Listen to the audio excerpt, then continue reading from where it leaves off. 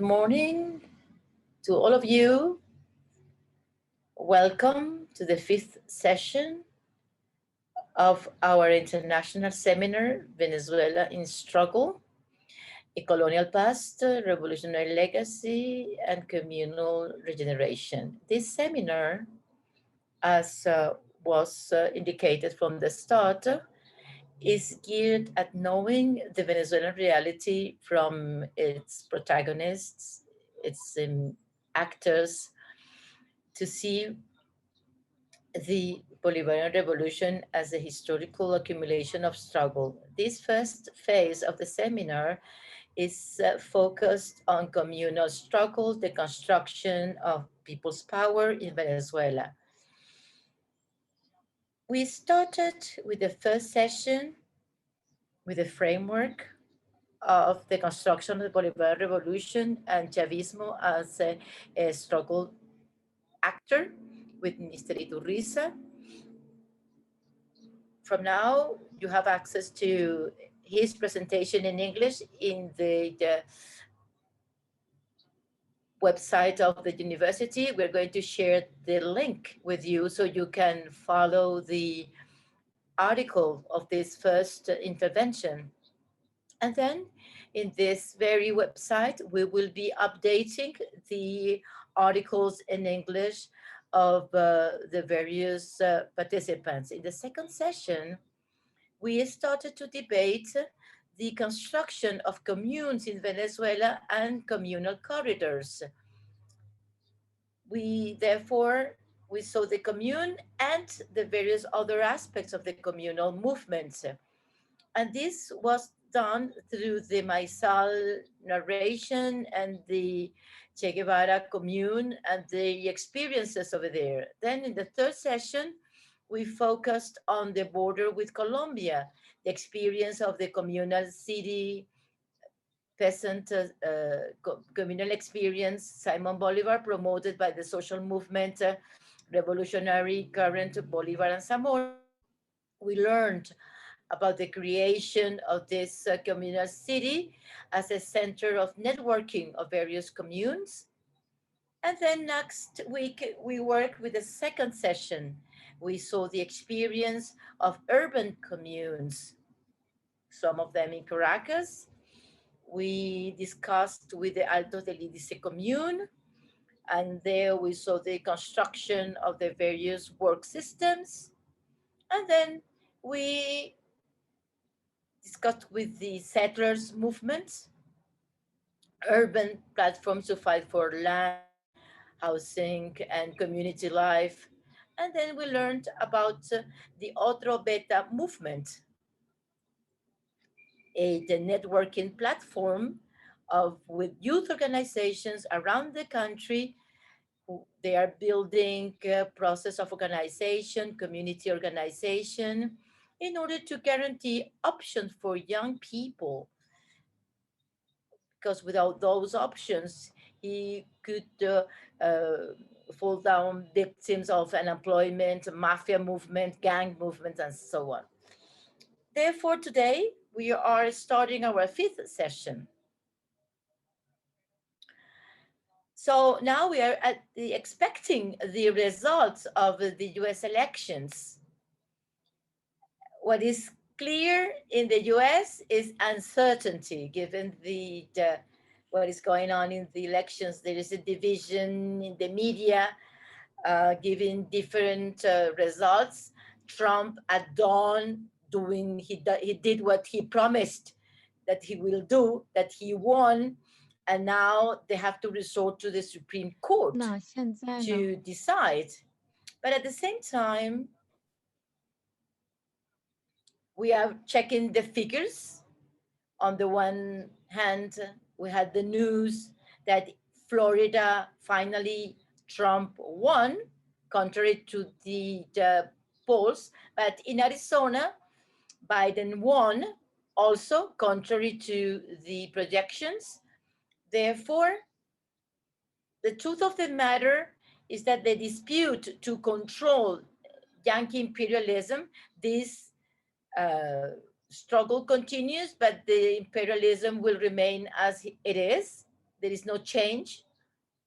The policies to strengthen imperial domination will continue. The war against China will continue. The aggression against Venezuela, Nicaragua, and Cuba will continue. Therefore, the people should follow closely this process, but there will be no major change. However, we need to see if the elites are going to preserve peace or if there will be chaos. The coming hours will tell us, but we follow this very closely. Very well. Based on this framework, we start the fifth session. Today, we're going to have a special session. We are going to see communal experiences in Eastern Venezuela. So far, we've been discussing experiences in Western Venezuela, but it's time we're going to the east part of the country. In the case of the Barcelona communal process. This process is the result of the networking of various communes and the regional authorities. And today we will be able to talk first. Well, this is going to be a very good session because we're going to have the privilege to see a documentary produced by Venezuelan people. They are going to show this documentary, but also we're going to speak to a mayor of the city. And you have asked, what is the relationship between the communal government and the mayor and the authorities, political authorities? Today, we're going to see this relationship. We're going to listen to Mr. Tovar, a member of the commune, but then the mayor of Barcelona, Mr. Luis Marcano. They're going to speak, they are connected, and we thank them for their presence. Therefore, we're going to see both positions, the two angles, and we're going to see the producers of the documentary and their comments. Very well. I'm going to give the floor to Jade for her to make an introduction, and then we are going to give the floor to the Mayor Luis Marcano. Jade, you have the floor. Yes, thank you, Bernams. And I would like to highlight the points of this documentary. The first one, this documentary has a very clear theme. Literature and art are to serve people, the workers, farmers, and soldiers. With the use of close-ups and bright colors, it makes invisible people to be visible under the spotlight. It represents people as real masters of communes. Second point, it shows the power of the weakest links or the vulnerable. You can see how women bravely confront domestic violence during the pandemic. A young boy learns to be a food producer, to grow corn, make corn flour, and cook corn cake. To build a commune means you are under an ongoing process of self-change as well as social change. The last point, land struggles are significant not only in the frame, but also outside the frame. In the film, you can see that the indigenous people work very hard to protect their land and grow food for self-sufficiency. They have dignity and confidence. It is very significant because land conflicts and struggles still exist. On August 8th, Venezuela President Maduro ordered an investigation of the assassination of 370 peasants by landlords over the last 20 years. He asked the four ministries to work together: the Ministry of Interior, the Ministry of Agriculture, the Ministry of Defense, and the Bolivarian Armed Forces. In 2001, the former President Hugo Chavez issued land redistribution policy. Land struggles have continued. Thank you.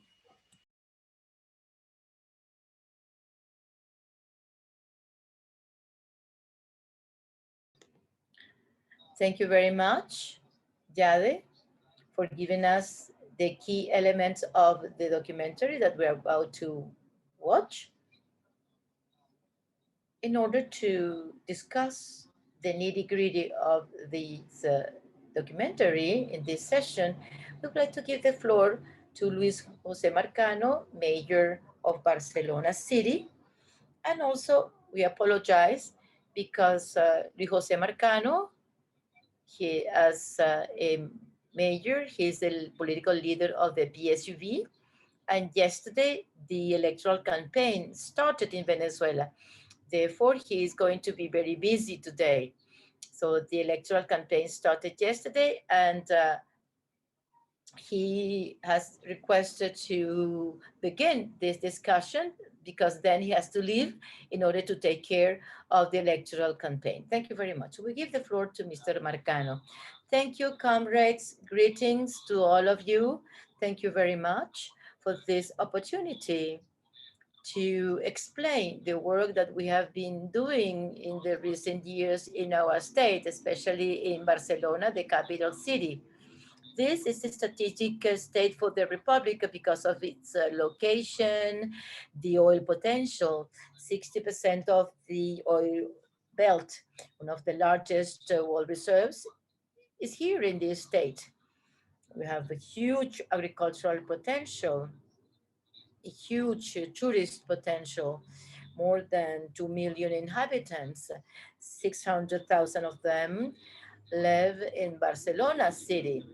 So recently, there have been a process in the framework of the strategic guidelines of Hugo Chavez regarding the need to have a new power relation of power exercise through the organization of the people.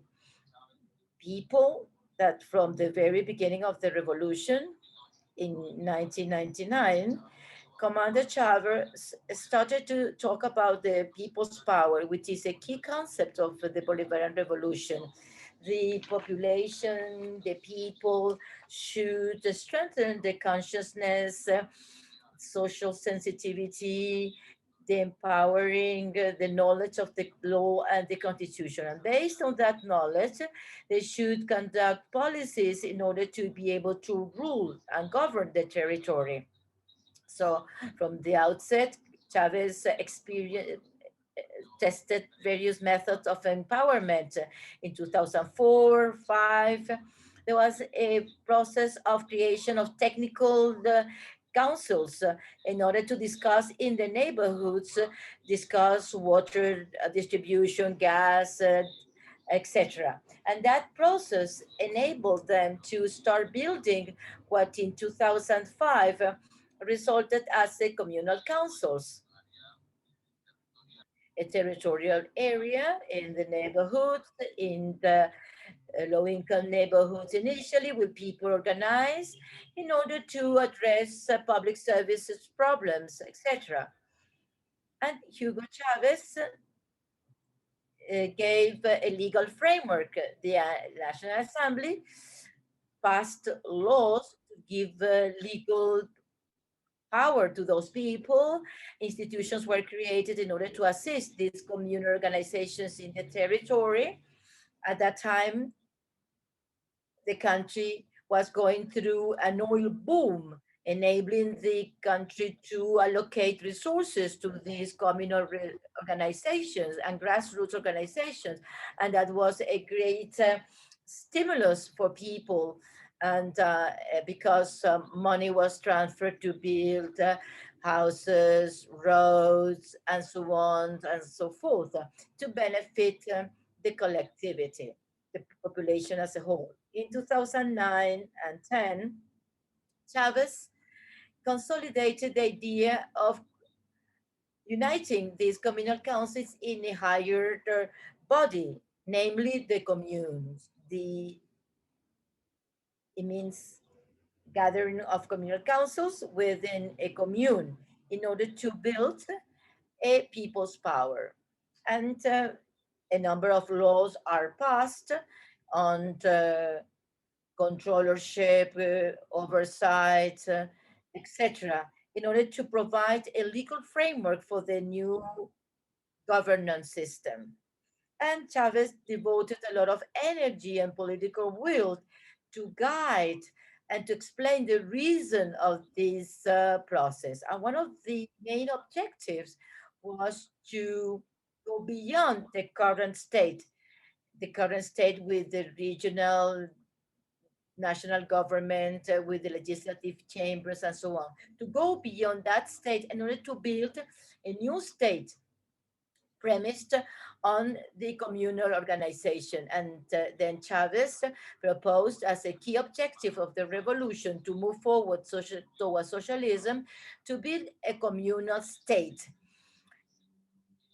whose epicenter is the commune. So Chavez said that it was in the communes that we are going to give give birth to socialism. So in 2012, Commander Chavez, once he was re-elected as president, in the first meeting of the cabinet, he devoted a lot of time in that speech named as the change of tack, speech. He insists that all of those who have political responsibility should focus on the creation of the communal state. And he even said to Nicolas Maduro, well, I entrust you the communes as I entrust you my life, commune or nothing. And that marked the future of the revolution. So in tune with that vision of Commander Chavez and the work conducted for so many years, I was elected mayor in 2017, at the end of 2017. And since then, we've tried to guide our municipal government with 600,000 inhabitants and to lead the effort of the municipal government towards the strengthening of the people's power. In this municipality, we have 40 communes encompassing 540 communal councils, and we are being working with those different bodies in order to create or to strengthen trust among these different levels in order to give new impetus to the process. Because during the first stage of the communal councils was based on the oil boom. We had the regional governments, national governments, local governments with the resources to earmark resources to the people. Of course, as a result of the crisis and the blockade, that has been dramatically dropped. And that has an impact on the relationship between the authorities, the public authorities, and the communal authorities. Our first effort was therefore to rebuild the relation between the public authorities, such as the mayor and the communal authorities, to create a work agenda based on the new reality of our country, where we have great constraints, economic constraints, and we have started to work on very limited areas. Initially, we have started with public services, the need to foster a plan of communal recycling, so we can recycle more than 50 tons of plastic and cardboard, etc. Concrete actions to recycle rubbish. And it is a modest contribution, but we can then tackle some of the problems we are confronting. And based on this effort on the recycling of garbage, we gave to the communal councils a power that belonged to the municipalities, such as the collection of garbage. This consultation occurred in 2019. Close to 30% of the members of the municipality, close to 100,000 people, took part in that meeting. And they said yes to help us in the recycling of garbage. Today, out of the 40 communes in the Simon Bolivar municipalities, 9 have received new trucks for garbage collection, and they are working in their facilities. These 9 communes, they have more than 60% of the territory of the city. They have the highest population, and they are administering the recycling facilities and the garbage collection in the city. Also, we are opening new options in our municipality. One of the topics has been defense, protection of women, promotion of feminism. Today, for instance, we have 8 communal centers of women, and they are led by the Committee of Women and Equality of Gender, and they are accompanied through formation, education, legal defense of women victims of violence, special attention for pregnant women and women breastfeeding their children, a global protection of women in these centers. This year, we also created, in the framework of the economic communal system, a network of communal food provision units of small supermarkets for food provision.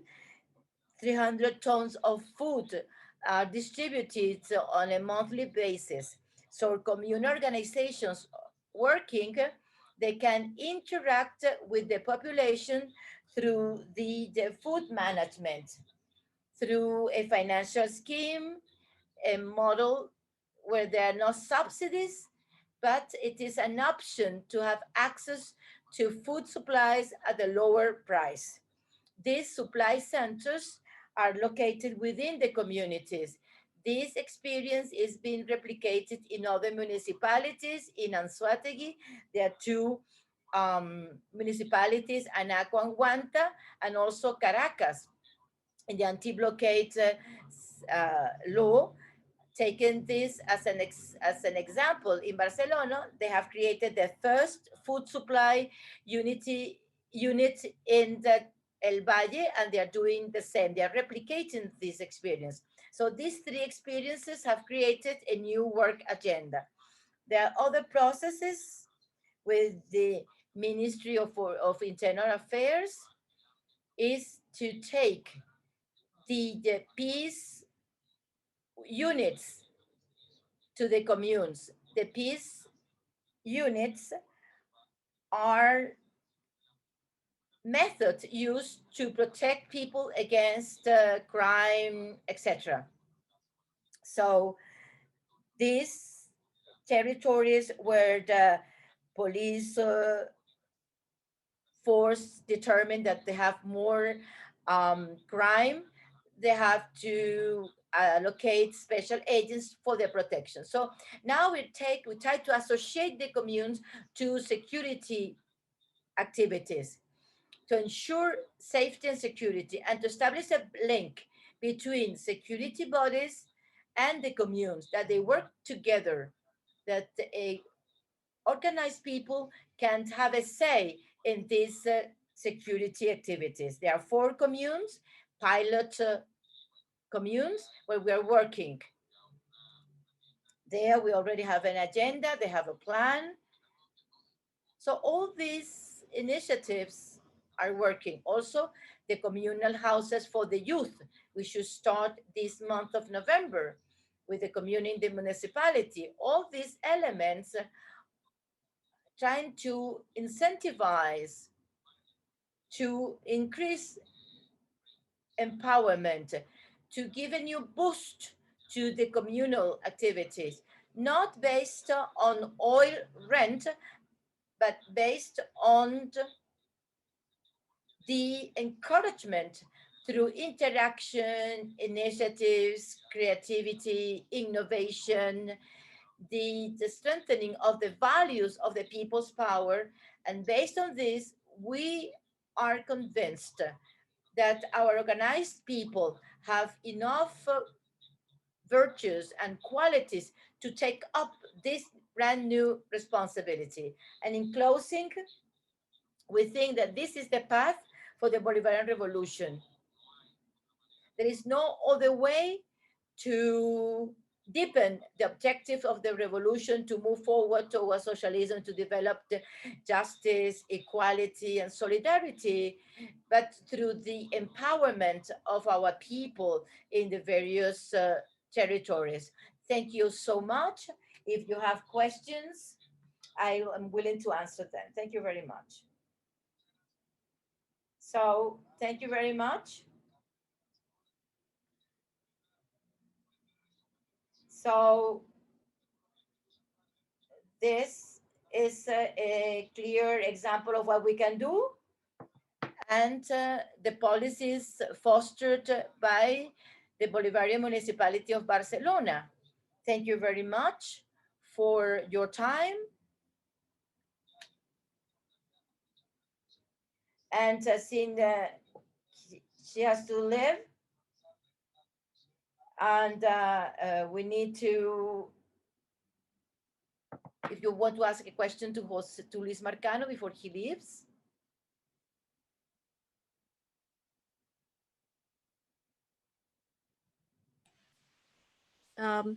There's one question about the party politics. Yeah, we would like to know about the party politics. What's the relation between the Commune and the party? Not only the ruling party, but also oppositional parties. How about the party politics within the communes? Yeah, thank you.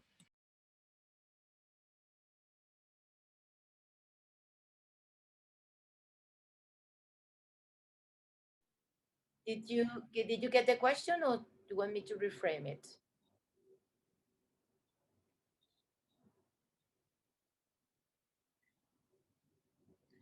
Very good question.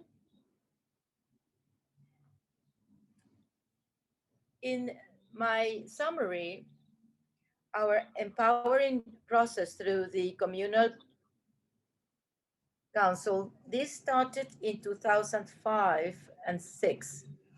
In 2006, Commander Chavez announced the creation of the PSUV in order to overcome the Fifth Republic Party. The empowerment process resulted from that very period. At the very moment the PSUV is created, this empowerment started.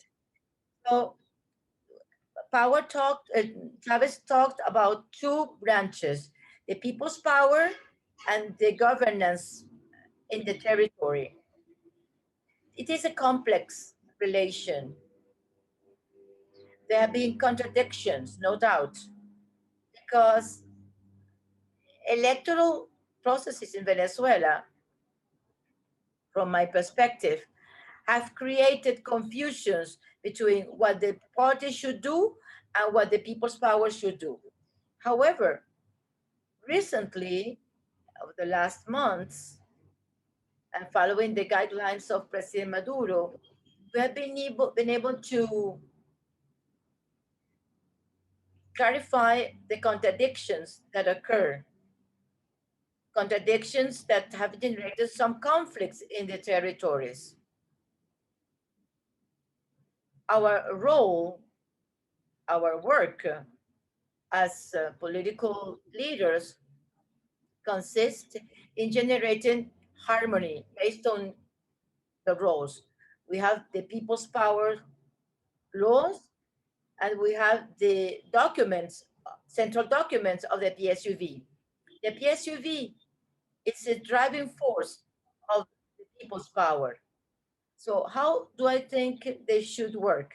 Well, based on the situation today in Venezuela, on the 6th of December, there will be elections. To win that election, to rescue the National Assembly, we need to have the SUV as the spear, helping us to win the elections and to mobilize the people to obtain that victory. If we have a new assembly, we are going to be able to move forward in order to strengthen people's power.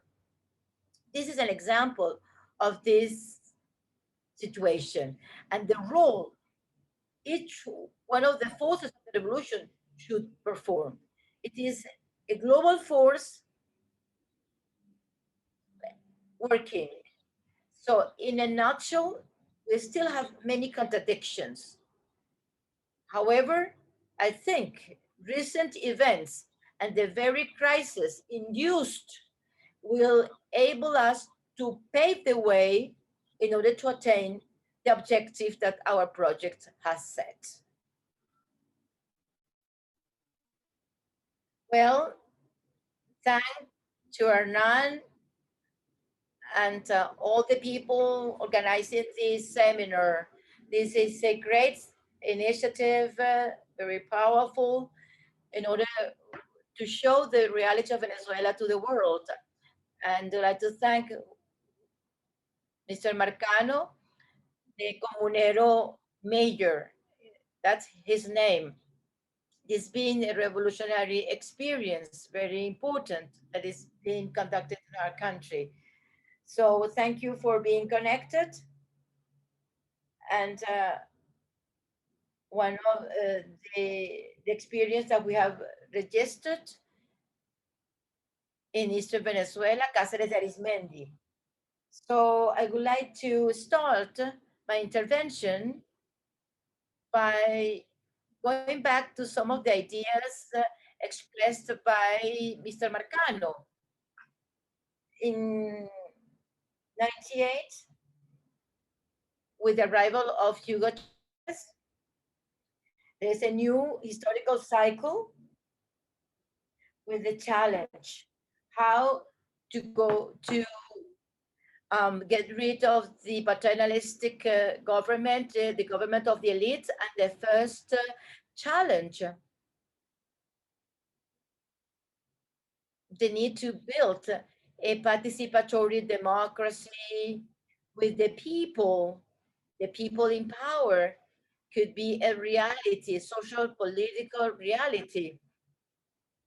And there was a constituent assembly, and he invited us to refound our political system. This led to a strong mobilization of social organizations. Those organizations were already building an alternative to representative democracy, and a very interesting process started of construction of this democracy. José Marcano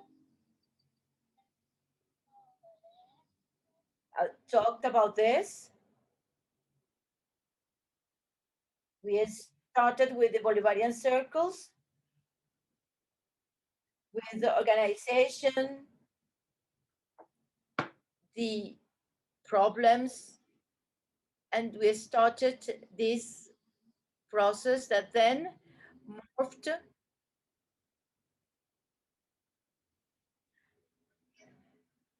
in order to foster organization of the people. In 2009, a major step is made to go from communal councils, the original organizational form, to go to the communes. And then we started with Commander Chavez to discuss the communal experience in the world. Of course, we studied the Chinese experience, the Paris Commune. We analyzed the ideas of the commune in the world, and we decided to build our own autochthonous experience of the commune based on our historical peculiarities, the Bolivarian Revolution ideas, and so on. So the commune is proposed as a superior, a higher organizational body that will encompass the communal councils to have a territorial socialism. Commander Chavez said that the commune is a cell of the body. The body is the whole of the communes, and they all form the new body of the nation. Therefore, we need to build territorial socialism, and the space to build socialism was the commune. And today we're indicating that idea, and we believe that the commune is the way to build new ways of ownership, power, relations among humans, to go beyond the traditional ways of relations offered by capitalist and patriarchal society.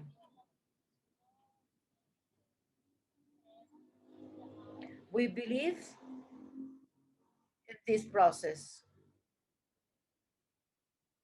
So Chavez talked about commune or nothing as the political horizon, our historical project in the horizon. In this regard, it is not just a motto, it is indeed a project enabling us to move forward.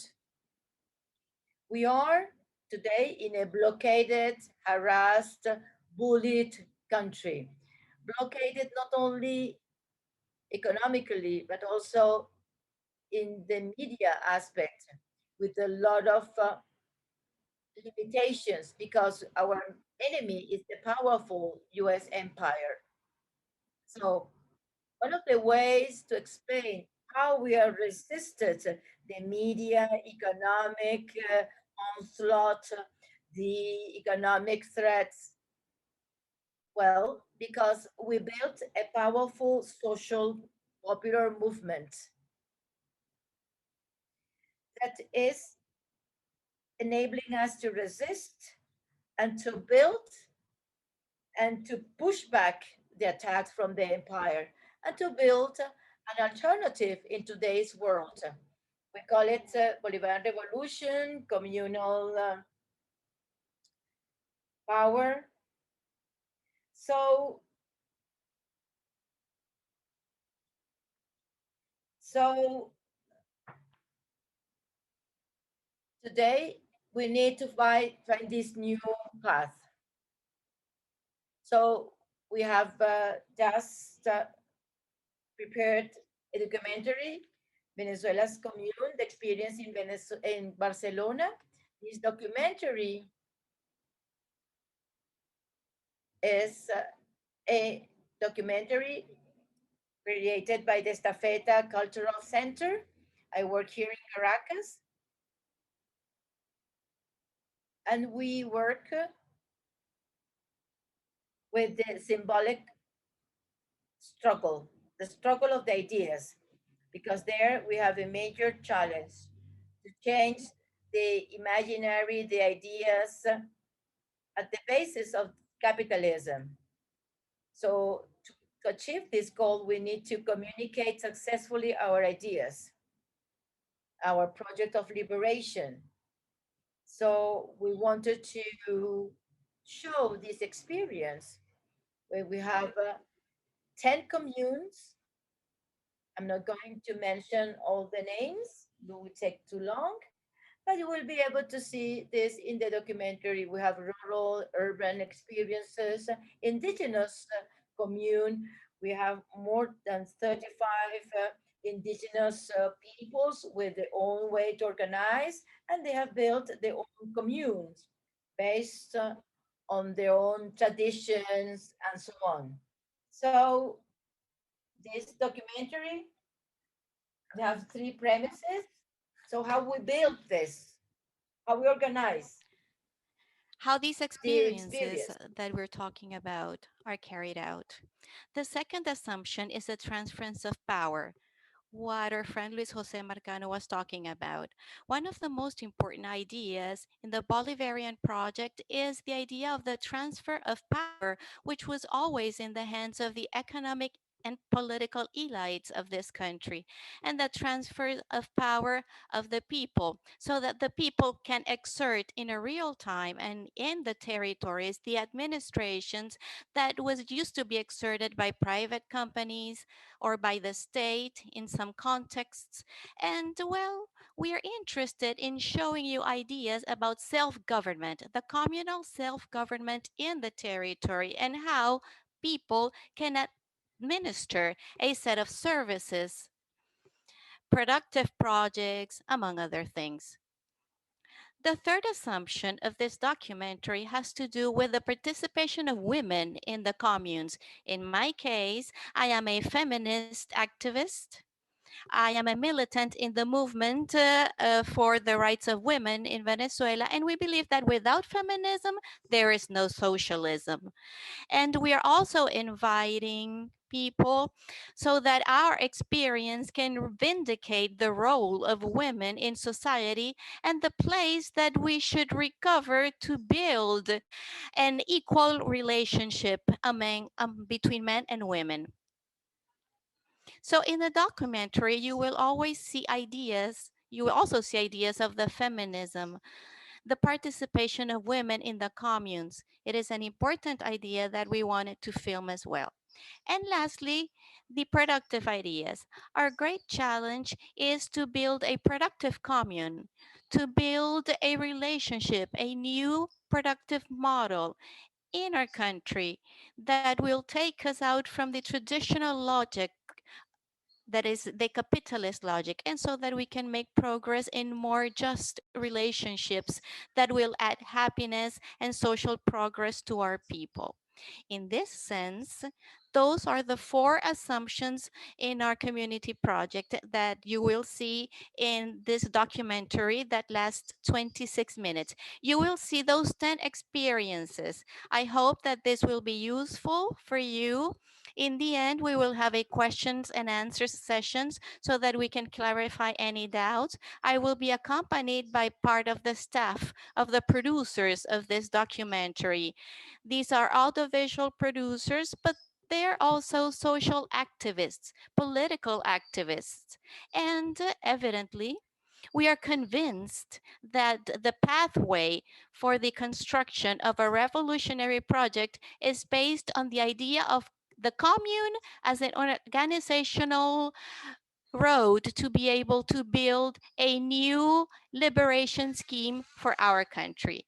Thank you very much. And now I would like to invite you to enjoy this documentary where you will also see a little bit about Venezuela, about our landscape, our people, our culture, and you will see how our men and women in the eastern part of Venezuela keep Hugo Chavez's ideas alive. His ideas regarding the popular power, the communes, the revolutionary communities, etc. Thank you very much.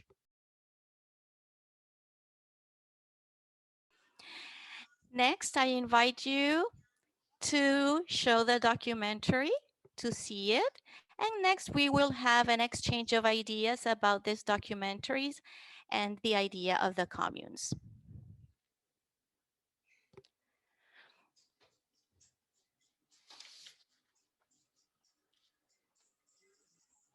What is the popular commune? The popular commune is a creation of the masses. It is the people's power. It is democracy, direct democracy through the popular assemblies, through the participation and the popular protagonism. So the communes is not something strange to our reality. On the contrary, that is the way how most of our Aboriginal people lived. This is just one reference. It is not a matter of copying someone else's experience or historical experiences. The Venezuelan commune is a moral shakeup. It's an ethical shakeup. It is a new way of governing, of finding life, the exercise of power.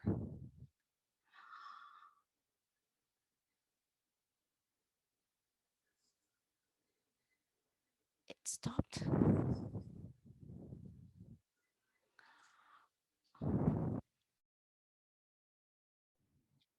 So the Venezuelan commune today, we break with the bourgeois order, the old order. Well, we are breaking with that old order. So we are dreaming. People can say that we are dreaming with a fantasy world, but we have seen it. There are many communes already working. Small world, but those small worlds enable us to see the future. That's what Chavez did. See the future through the eyes of the people, of Chavez's people. Therefore, the revolutionary in Venezuela, they have to make a choice. Either they continue with Chavez's project as commune or nothing, or to choose the path of the rich. It's up to you to decide based on your consciousness, your heart, your feelings. However, we do know that we will prevail, we'll never fail, either to Chavez, Bolivar, and history. Well, I get up at 4 o'clock in the morning. I take care of my home. I get breakfast fixed. I have no time. My children say to me, okay, you should marry the commune because you spend time working for the commune.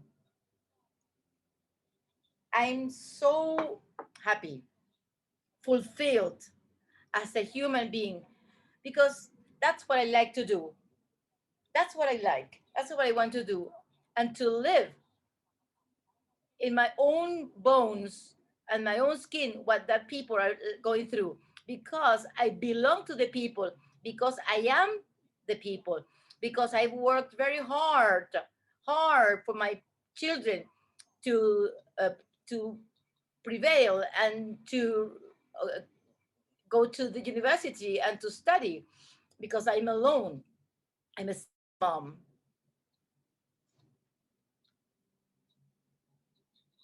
Commander Chavez taught the people's organization, the revolutionary organizations, and in order to conduct a revolution, we need to have power, people's power. And there we see a clear distinction between the historical domination scheme in our country and the world, where some elites of economic power exercise governance, and through that power, they dominate the majorities. It's a constant exercise to convince ourselves that we can do it. One of the tricks of capitalism is to inoculate the idea that the people cannot, that only a few, an elite can do it. The elite, the commune, sorry, is the organ from which people's power can be exercised as an integrating instance of communal council that later can then to a higher level, communal cities, far more advanced confederation of communes. We need to move forward that objective. I see our people organized in communal councils, communes, political parties, fully developing governance in the territory, with knowledge of the territory where they live, with knowing the capabilities of that territory and taking advantage of the capability of that territory in order to meet the needs of the community. That's our dream. And anything we can contribute to make this happen will be a very satisfactory.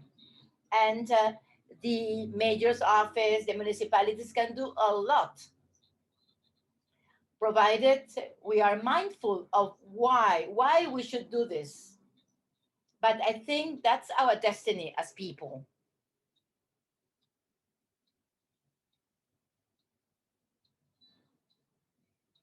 My name is Belkis Tocuyo, executive lawmaker of the Mesones Unidos por Chávez Commune. I'm so proud of being a member of this commune. And I'm so proud of recovering in another space built by the revolution. This is an accomplishment of the commune, and we are working together to recover these spaces so things are closer to our commune. And everything is in the commune, and we do not have to go downtown to purchase anything we need. This is a food center. We also have health centers within the commune because we also recovered the CDI, the health center, and the commune was instrumental. And we'll continue recovering our facilities built once by Hugo Chavez with so much love. And he said to our people, commune or nothing. Why? Because we need to be empowered. So we we take ownership, and the true revolutionary should take ownership and sense of belonging so we can fight for anything that has to do with the community, to be proud of being a comunero. So I feel so proud of being a comunero. I'm so proud to see these facilities working, and that this commune is built by women. Christ should have been a woman. Why? Because the world has been also very macho. However, I've declared myself feminist. And this is one of the great degenerations of capitalism. The, the injustice against women, discrimination, exploitation, poverty, misery, hitting women much more than men. So to form the commune, we need to have communal councils in each territory. In this commune, we have 11 communal councils, and each council we have a committee of women and gender equality. The committee strengthens the women policy, empowerment of women as a collective leadership. 11 colleagues, companions. We have a 11 proposal for them to become members members of the of parliament. our, And Commander Chavez guided us, said we have commune or nothing, a and parliament anti-patriarchal body, communes or nothing. So participation in this, we have our and we sister believe in the community women empowered, too, because from patriarchy the is a constant fight. parliamentary. We Either we dismantle it on the regular basis, or we will and we are prevail also over us. fighting against The creation of these communal centers for women is something that the Venezuelan popular feminism has been fighting for a long time. So we cannot talk about these centers if we do not talk about the origin of the territorial empowerment. This came from the Unidas platform. It was a plan, and then we realized how united we grew. We grew in sisterhood. Women asked us to have more plans, more projects, so women can grow in all areas, a truly comprehensive growth. So we took that initiative up in order to territorialize women's policies. And we took that We idea. talk about our issues, sexuality, economic independence without taboo, feminism, to have a sister to talk to save lives, because in these facilities we save lives. In these facilities we have seen how women have given birth thanks to the assistance of our communal promoters. We learn about our legal rights, the ombudsman's office, and these are very important issues we need to raise. I've always been a defender of defenders, because I like to help women as a victims of violence. I do not like when they are aggressed, or when they tell them, no, we cannot do this, we cannot do that. We are here to help them, to empower them. And we are the ones in these centers. We've been fighting for so long, and we have making sure that this works. With the pandemic, we have been an increase in violence against women in the community. So these victims are sent to the police centers to file a complaint. However, they are dismissed, they are ignored because the officer, they make fun of that discuss that does those claims. They say, "Oh, well, you are going to report your husband, but then you are going back to sleep with him. You are going back to him." So we need to explain them that they are part of the circle of violence, and as communal defenders, we support women so they can really get out of that hole where they're stuck, and we give them all they need. And we are here, we are the lawyers, we defend them. They are the victim of violence. When they come here, we also have the healing therapy, the breathing therapy, the hug therapy, because love is essential to heal our wounds. So we surround them with love. Well, good afternoon, Citizen Secretary, parliamentary citizens. Welcome to Guerreros de Boyacá Commune. This is the 15th session of our parliament meeting. We have actual power, the transfer of competence for waste collection, recycling, and collection. That's an economic power. And it is a power to demonstrate to the bourgeois state that we do not have to have a bidding process that where always companies win those bidding process and they make money and they do not fulfill their duties. Well, now they know who to resort to. If the truck doesn't come, they can come to the commune and ask and demand for an effective waste collection. So that's the difference. That the communal people, we serve our people, we resolve our problems together. The mayor last year, he could have organized a house session and called our councillors willing to build the communal state to have an ordinance and transfer the competence. However, the most admirable thing is that the communes and the communal councils requested the mayor to have a referendum. He accepted the proposal, and we, a group of men and women, promoters of the discussion, we organized debates to explain the reason of the transfer of competences. And the goal was to have 95,000 participants. Well, we had 113,000 participating in the meeting. Those even in favor of against the Bolivarian project, they said yes.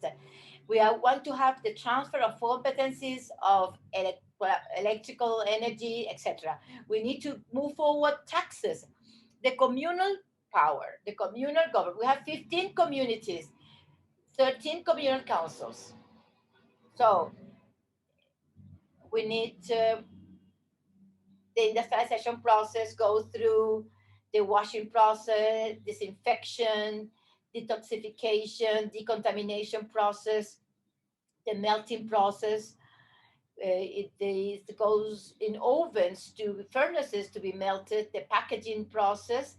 We have pipes where all materials are transformed in bars. And then we have a chopping process, grinding process. This material captured, collected in the neighborhood, this is transformed in a final products that can be transformed in a cup of coffee. So we collect the materials and it is transformed, and people see that the contribution not only helps to reduction of solid waste in the city, but also is also something they can reuse easily.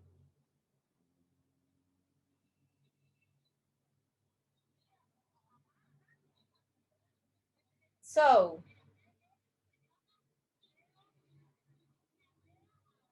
So this is Leo Malavé. He came here. He arrived very, very little. We love him. We love him. He got sick and almost died. However, we protected him, we cared for him,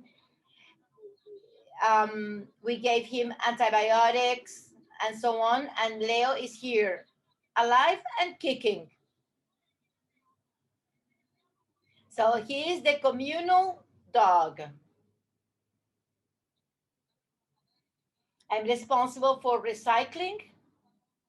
When we go to collect the waste, he accompanies us. And we have our bags, and we go to the neighborhood collecting the waste and refuse. The oil, the butter, plastic lids, so on. Weekly, we weigh, and then on the monthly basis, we collect these recycled products, and it is sold. So you might ask, what's the purpose of those tires? Well, we recover tires in the avenues, in the landfills, in order to remove those tires that we find in the avenues. So these tires are cut, they are painted, we plant trees, we say do not throw garbage, and these are critical recovered places, points in the city.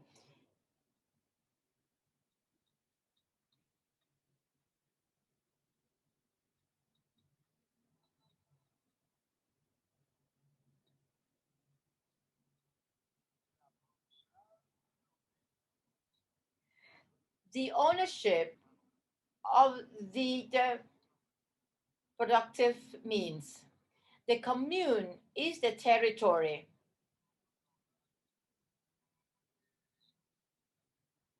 We work as a commune, and we need to help each other. Indigenous people have set the example for the creation of the communes because we used to live as a commune in the past. So the invader, the foreigner, took away our food in the midst of the pandemic and in the midst of the blockade. Well, we could have disappeared from the face of earth. However, we have had the support of the authorities.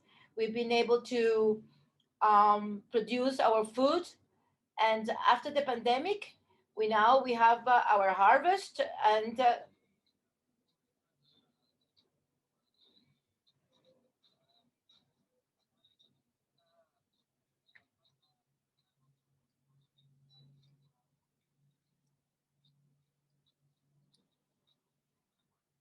this is collective property of an indigenous land. It is a legally demarcated community. On July the 6th, I went to Miraflores. I stayed there until 11 in the evening when I received the document from President Maduro. And in that manner, we were dignified. We have our territory returned to us. And thanks to the laws created by Chavez, our commander. Here we are united, and we have started to help each other. We 1-2 days we work in the farm, and we've been working in the farm, taking turns, helping each other.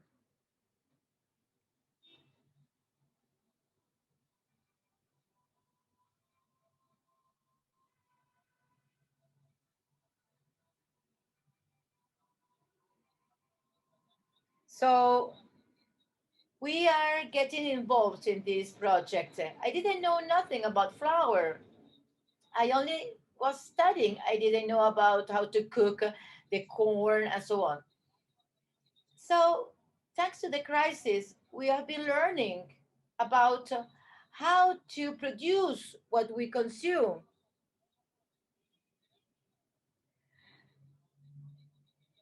So that was the project of Commander Chavez, to create the communal state.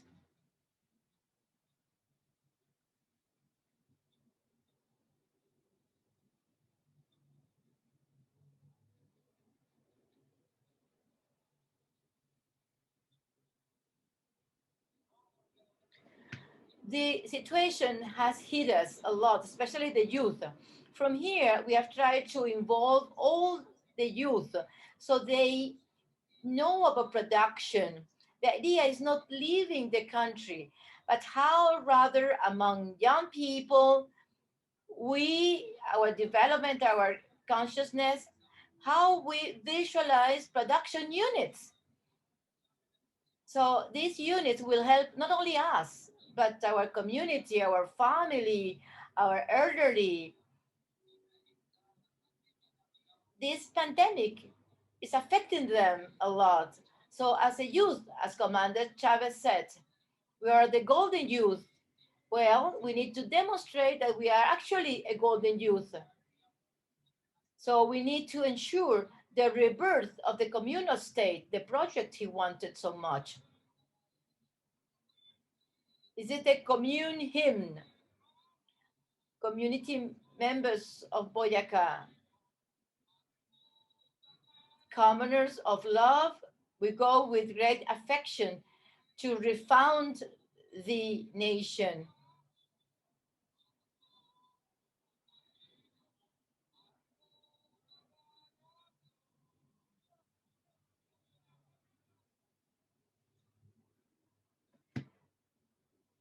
The exercise of power by the people to build the new states, communal states, how we plant this new power, how it is sown, the creative power of the people, as Achilles Nazoa said, the creative powers of the people.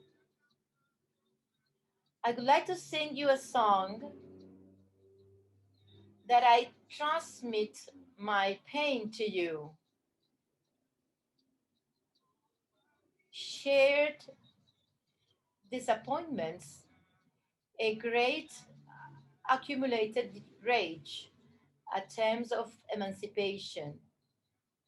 That although I can give you that song full of impotence, sometimes despair, for the constant betrayal of the profiteers of the nation. I channeled my grudge. Tears washed away my frustration and refreshed my forces that go in search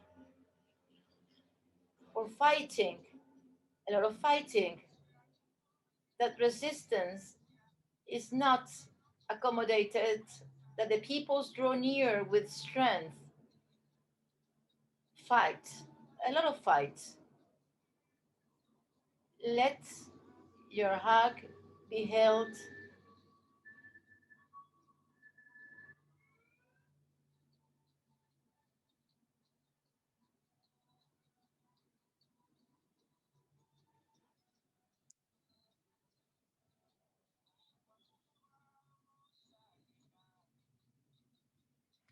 Little by little, we will change what needs to be changed. Pragmatic. Don't insult the hope of humanity. In this manner, I channeled my grudge. Tears washed away my frustration and refreshed my forces in the quest for fighting, a lot of fighting.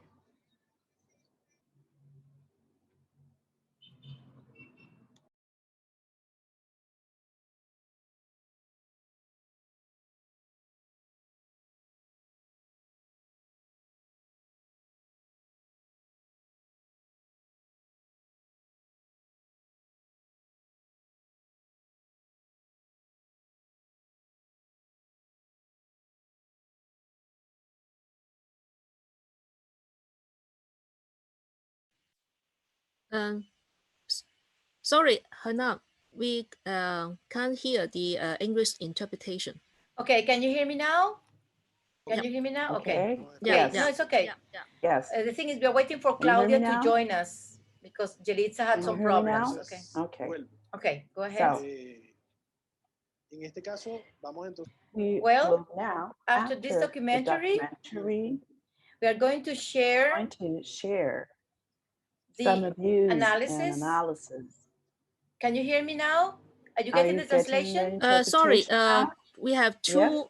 two interpreters. Voices. Yes.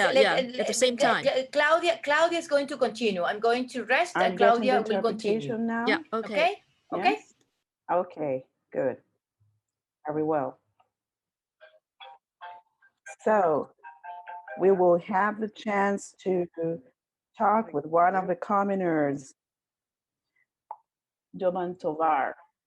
He is going to share with us his views not only on the documentary, but also on the process of the people's power in Barcelona.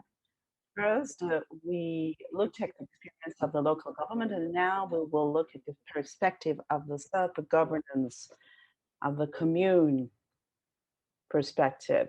So, Johan, if you are there, please. You have to activate your microphone.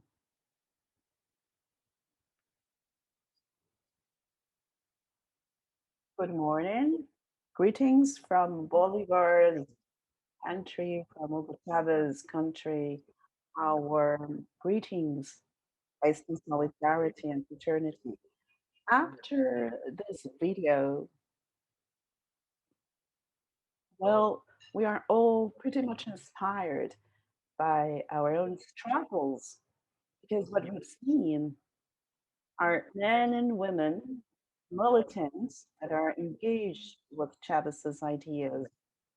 In the midst of a pandemic, they are putting their lives on the line to make it visible what we are doing with a lot of sacrifices. From Barcelona, our commune, we also had to perform a change of tack, as President Chavez said. Barcelona is an oil state, and oil has always governed our activities. And it became kind of a obstacle for the local productivity activities. But after Obama's executive order, where he declared Venezuela as a threat for its territory, many revolutionaries started discussing the way in which we could have a resistance movement. And after analyzing our history and Chavez's legacy, we understood that the change of tack in our communities was the commune or nothing approach. And this coincided in 2016 with scarcity in food, a lot of speculation due to the US sanctions against Bolivar and Chavez's people. And we were even more inspired to really understand the commune notion, the commune practices, because they had been developing activities for self-governance. And many communers from Barcelona started visiting other communes. We visited Mansal commune, Guevara commune, Palito Blanco commune in the state of Zulia, the Panal commune in the capital, as well as other very important communes that were visited. And then with all the knowledge that they had accumulated, we came here to Barcelona and we decided to build what we have called a socialist communal government. Of course, has happened in 2018 of the arrival of Marcano, who is the mayor of our municipality. And he decided to give the commune the priority in his government, following Chavez's teachings. So we started a renewal process in our territory. We set up our parliamentary, our parliamentary, our different governing bodies, and 2019, where we had more clarity on our actions, we understood we needed to transcend the oil rentier system and to take action, to no longer be passive voters, but to take action. And with the example of the other communes, with the inspiration that we received from the mayor of the municipality, who gave us all his support, and also with the support of the central government, we started to build our different socialist bodies. We did it in diverse manners. Some decided to work in crop and agriculture, some others in transport. And in my case, we started working in the corn flour treatment plant. And we had to learn everything. We learned from very um, ferocious revolutionary who have been in power over the Mendoza family, which is one of the major producers of corn flour. And we understood, we learned how to work with the corn flour. We started producing flour because the U.S. empire had blockaded us, and we had no access to input or to technology. But we were resolute. We were determined in fighting and producing more food. After that, in the Bolivar municipality in Barcelona, we asked the people uh, if if they agreed on allowing us to produce flour. And the people voted in favor of that initiative. It was a landslide vote. And then we took over and we have had extraordinary results. There were some leaders of the opposition that acknowledged our work as a commune. They acknowledged, for instance, that no one had been successful in tackling the collection of garbage, and we had.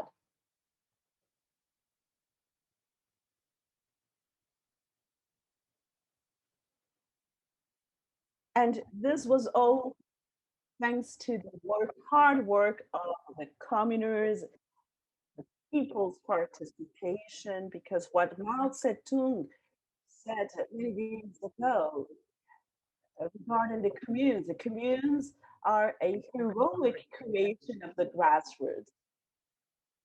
In Venezuela, we were not used to recycling anything. We just dumped everything. But due to the collection of garbage, we started recycling this waste. And we started also a training program. And with the support of the mayor, we collect the garbage and then recycle the waste, which is transformed into more wealth and services for our commune.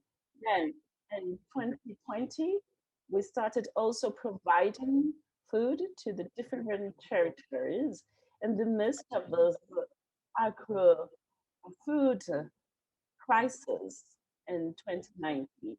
And on top of that, remember that in our country, we had not worked intensively in agriculture, but we started to do so, driven by the crisis situation driven by the national boycott. And the people decided to go back to the land, decided to work in their crops, and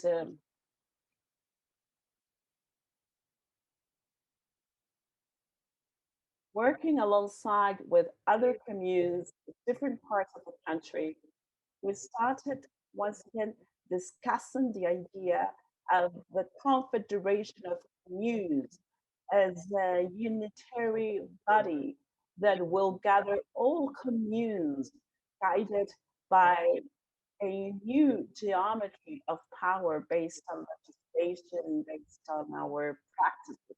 And in 2020, we started gathering. We started in 2019, but in 2020, we carried forward that initiative.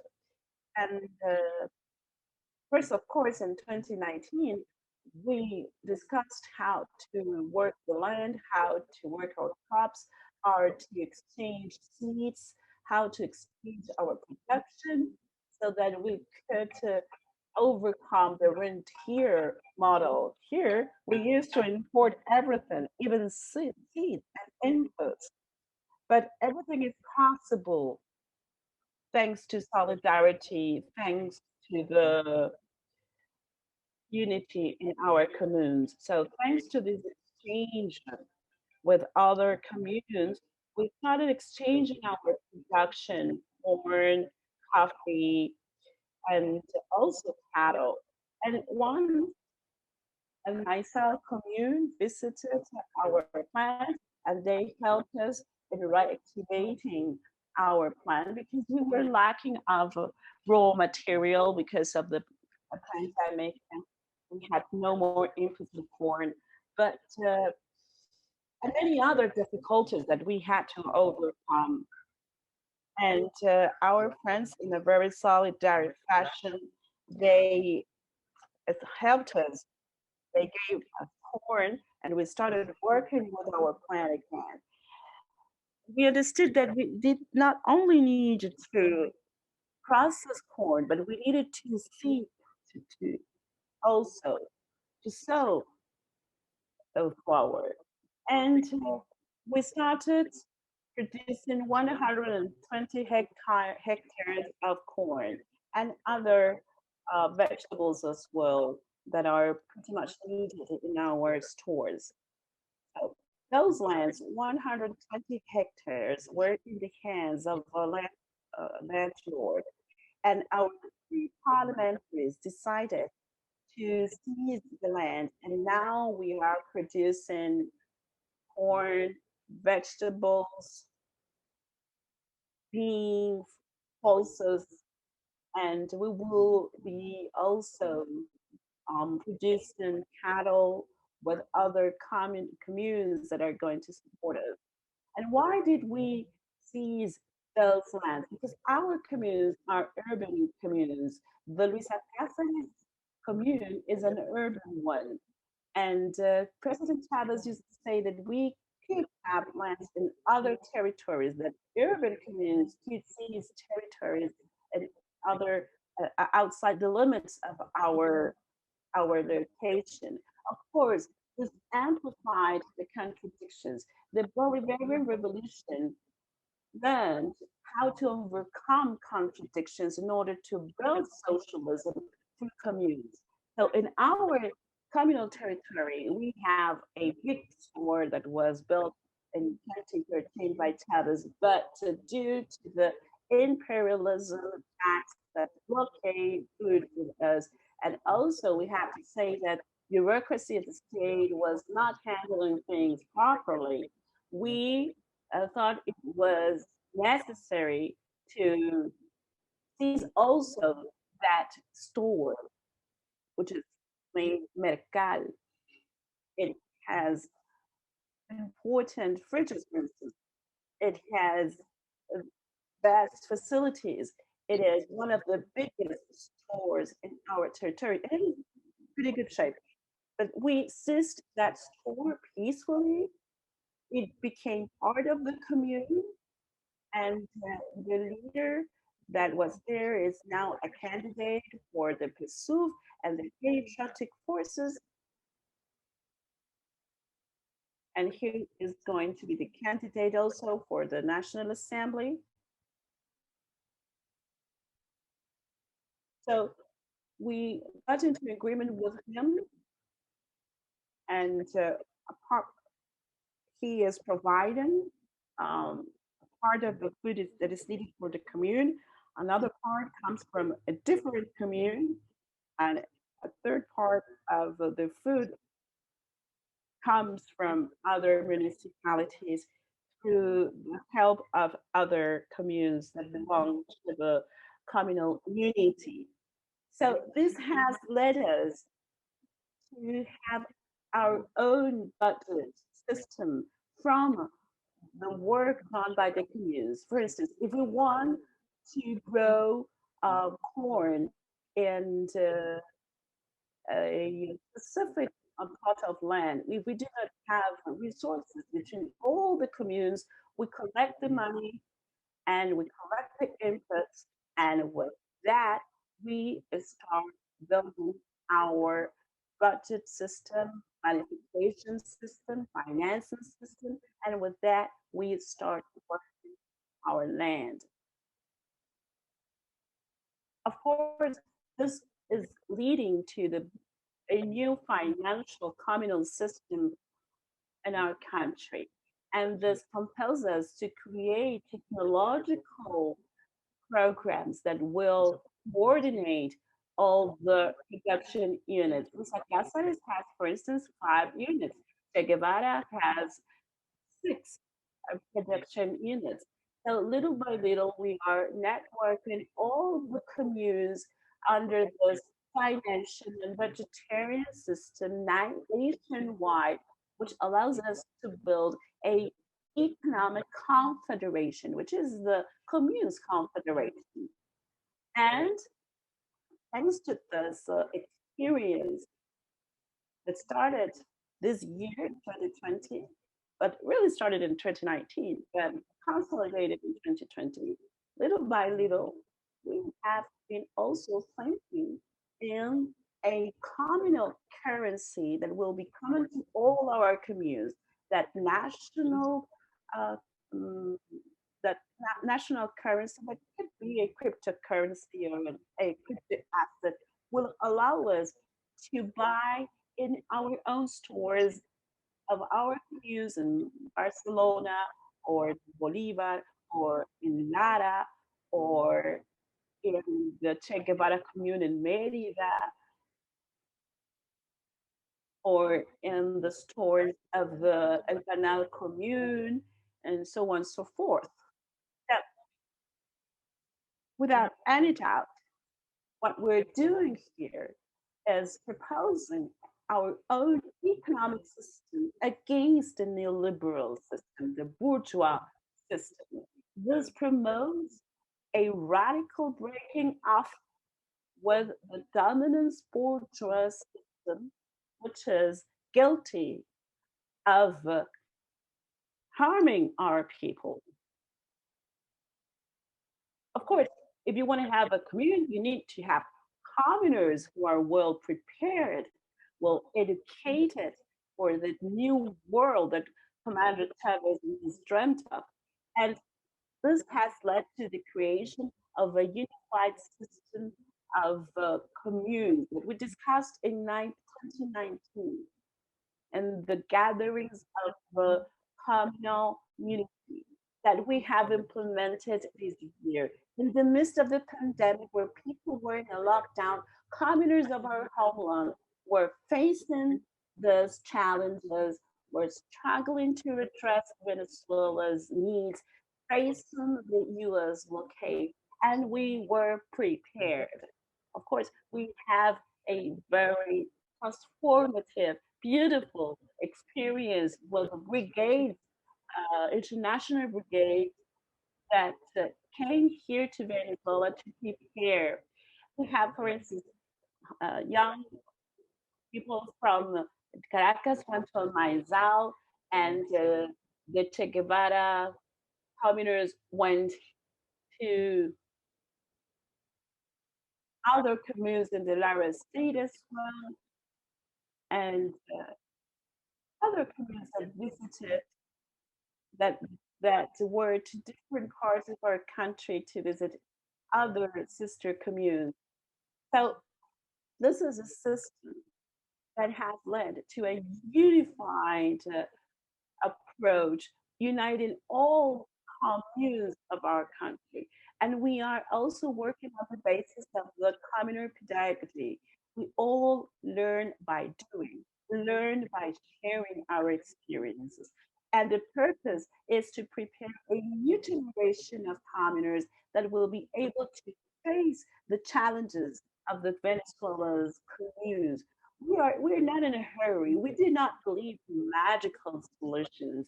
We are aware of the contradictions of our own country, and we also believe in Chavez's legacy. Chavez's words when he said, "Commune or nothing." He summoned us to build a unified national system based on communes. He was the one who told us that in 2029, we should be united in a national federal system. So we have 9 years in front of us to reach that goal. And this is why we are preparing our population. Without any doubt, the international support has also helped us. We have had commoners from Argentina who came here to see what we're doing, and it helped us in consolidating our efforts. And there were also organizations from Brazil who came to see here in Venezuela what we were doing. And little by little, we have been working so that in the future we will have the National Confederation of Communes. This is what we're doing from Venezuela. We are putting our lives on the line here. We are working with our souls, and we believe that there are going to be the future communities everywhere in the continent, in Asia, and why not also in North America? Because North America, the United States does not belong to Trump, it belongs to the American people. And here we are. Are, we are welcome you. You want to get familiar with our experience. We will welcome the United States people. We will welcome Cuban people. Let the world know that the Chavez's land, homeland will prevail, and we will build communal life for socialism. Greetings, comrade.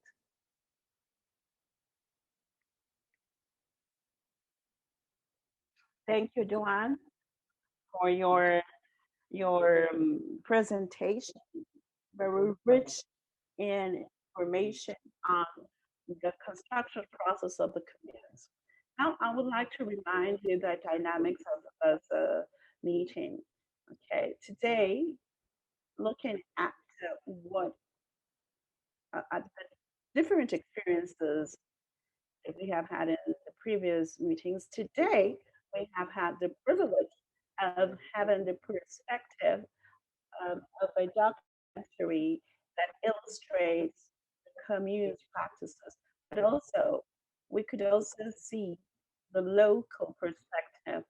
In this case, the mayor of this municipality where these communes are working, like in the Casa de Arismendi commune, where Johan participates.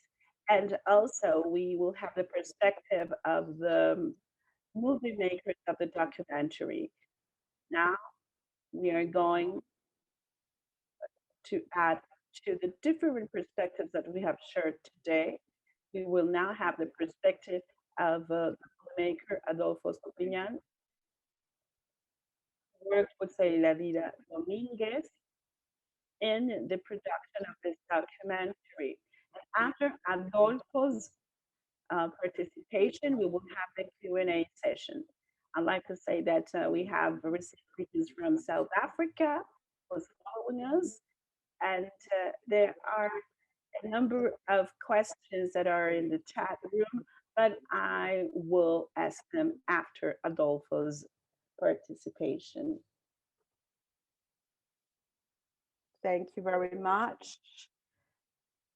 It's a pleasure for me to greet you, and I would like to thank the opportunity to the Global University for Sustainability and the Simon Bolivar Institute and the different movements for the opportunity of sharing with you our experience. Can you hear me? Are you getting me all right? So we're a group of young people who are working in Caracas, the capital. We have a project. In this project, we are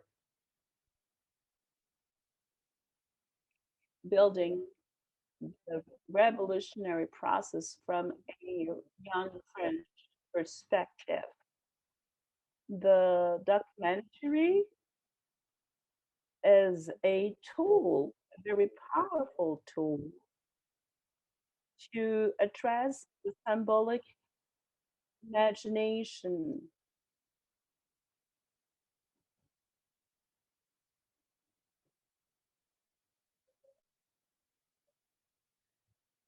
I'm seeing some comments here. Okay, I'm paying attention to them. All right, okay, so I'll move on. We decided to film this documentary in Barcelona.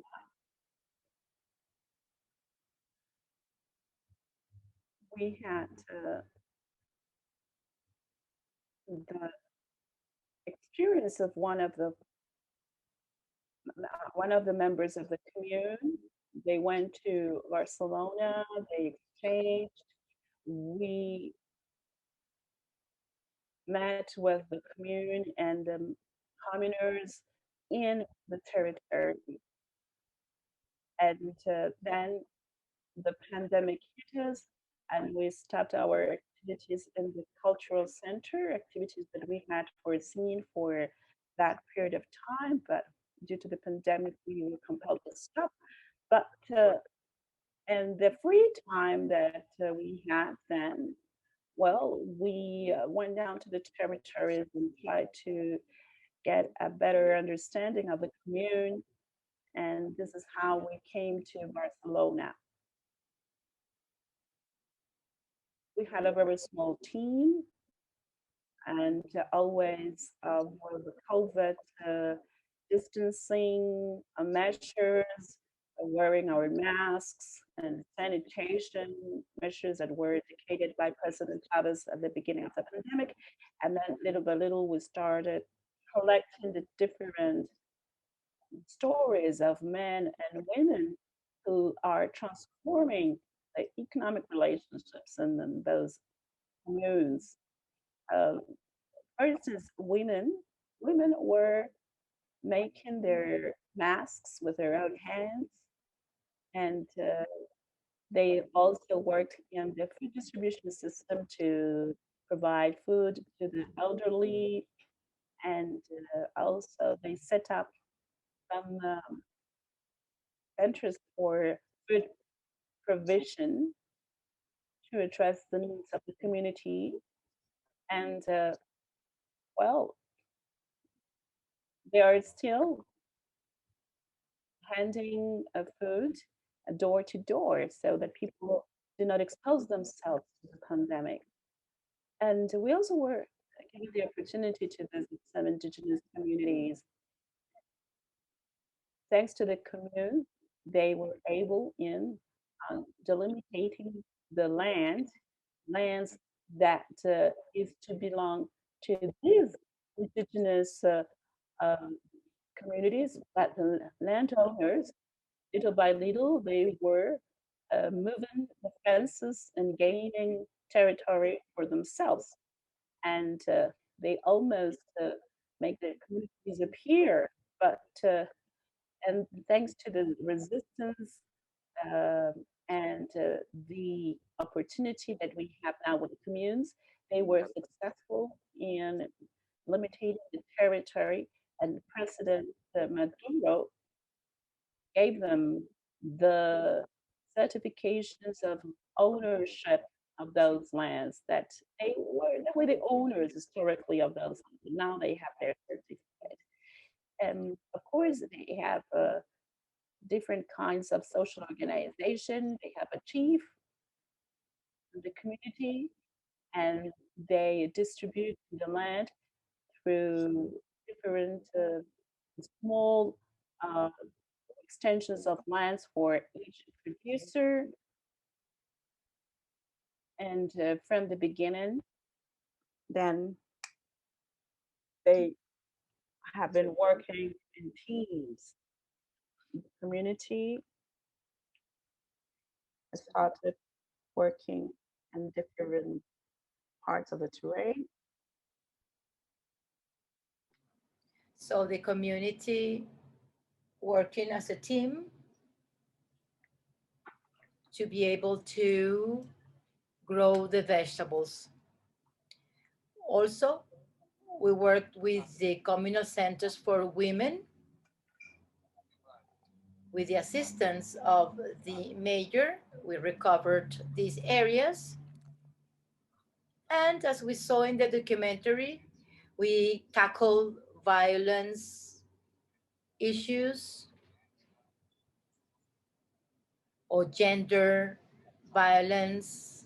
We help the pregnant women. In Venezuela, if you are pregnant, you have to go to a clinic to undergo a cesarean surgery. And that is not true.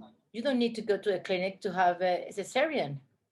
Through these communal health centers, we help pregnant women, and then we help women to give birth through safe methods in the community with doctors, etc. Also, we had the recycling experience, the transfer of competencies for the waste collection. And there, that was the driving force, the reason why we went to Barcelona to shoot this video. Because we went there the day of Chavez's anniversary.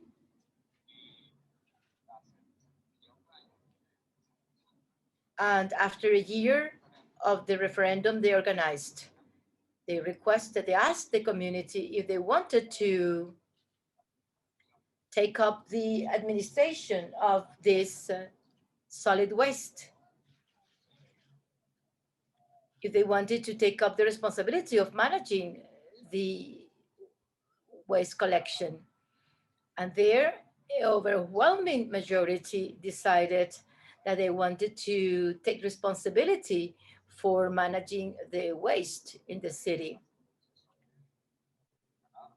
This process has been growing, and in the 8 communes where we were able to see for ourselves the effective transfer of competencies, they have the trucks and they manage the waste collection through the trucks. The people working there are members of the commune. They have also facilities. Once they have this responsibility, they have the power to write, to issue letters of residency. It's a document that prove that you live in this community. And so also they are going to deliver a document stating that they are paying the waste collection service. And then you will have this administrative document that show that you have paid the service and you have the solvency. You are solvent in the payment of the waste management service. In this manner, they have a better control over the service.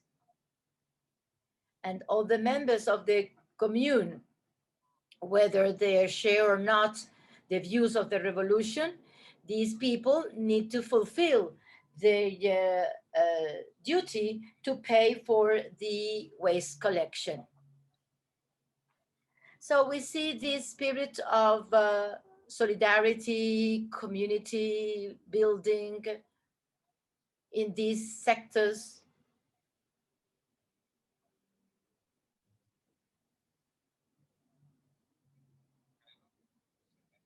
You can feel how people are helping each other in the midst of these attacks, of this pandemic. Solidarity has been the driving force.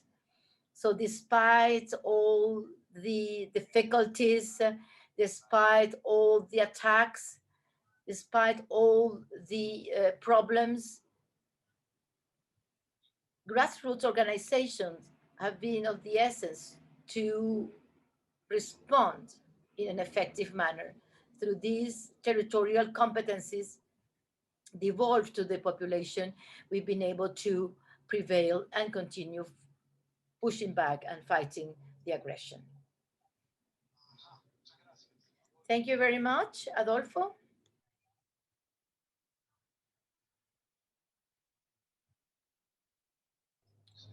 Now we can open to your questions. We can open discussion. I have some initial comments based on the questions posed so far. We have greetings from Argentina. People ask how many people live in Barcelona,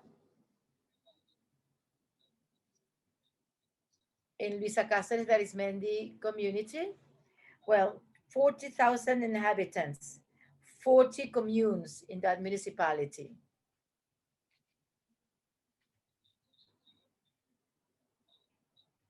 So I would like to share some of the data.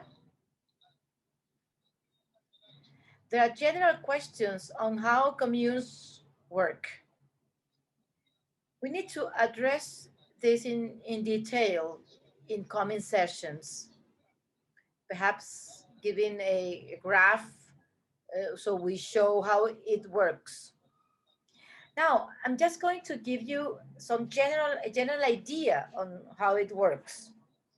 But when we talk about communes, before the communes, we have the communal councils. A commune encompasses several communal councils. In the case of Luisa Cáceres de Arizmendi's commune, how many communal councils do you have?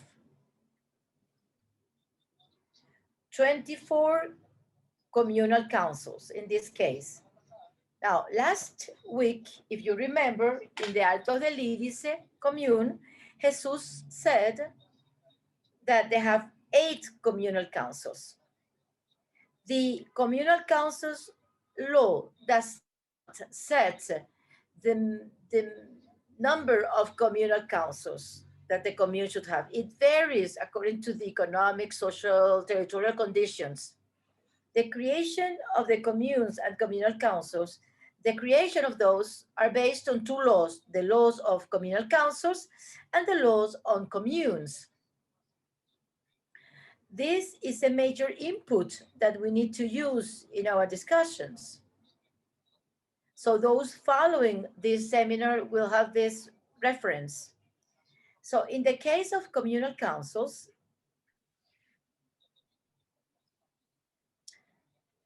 There's a question on the number of households. In the case of a communal councils, if you are in an urban area, you can have between 150 and 400 households. In rural areas, a communal council could be made up of 20 families or 10 families. In indigenous communities, for instance, a communal council is elected by the community. The assembly of the community is the assembly of all the inhabitants of the area who take the decisions. They meet to elect the spokespersons of the communal council. The communal council has 3 layers. The executive area. There we have all the work committees of the community. We have heard some of those committees. We have food committees, water communities, land communities, lot committees, sorry. So land committee, food committee, health committee, and another committee leading with economic matters and so on. So each communal council could have several committees in charge of various areas. The second layer is the financial level. They administer the economic resources managed by the communal council. And the third layer is the oversight, the controllership. They monitor the accounts. They oversee the management of the communal council. So executive, financial, and the oversight levels. Next, several communal councils, they coordinate and then they make the decision to create a commune. The first thing this communal council want to create a commune, and that was, I think that's the case of the Luisa Cáceres Arizmendi, the communal councils, they meet, they take the initiative, and then they start drafting the charter, the foundational charter that give birth to the commune. And there they say, what is the territory covered by the commune? They have to define the population of the commune. They define the history of the commune, the past, the background of the commune, and why they want to create a commune. What's the purpose of the commune? Then, once they have discussed that charter, the foundational charter, they adopt it, and then they organize the various committees of the commune. A commune should have a council of communal economy for economical planning, a bank of the commune, and a communal parliament. And it is there that the guidelines, the broad project is discussed and approved. And also a coordinating committee. It is there where spokespersons of the various committees of the communal councils that they meet to discuss water issues, electricity problems, land problems, etc. So they meet in this coordinating committee. This is just a broad picture of how it works, because there are questions regarding the responsibilities, the organization, etc. So I just wanted to give you a few hints on how it works. Very well. Once I conclude this broad description, I open the floor for your questions and comments.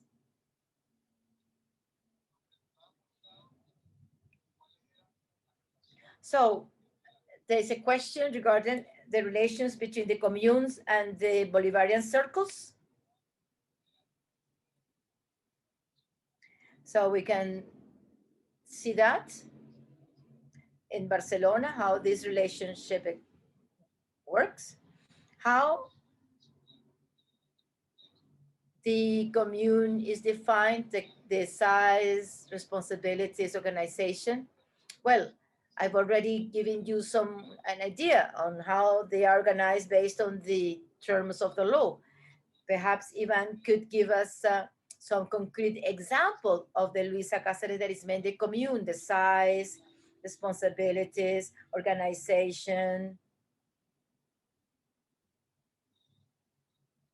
And then another question for the comuneros who participated. Do you think it is necessary to territorialize from the political economic perspective the powers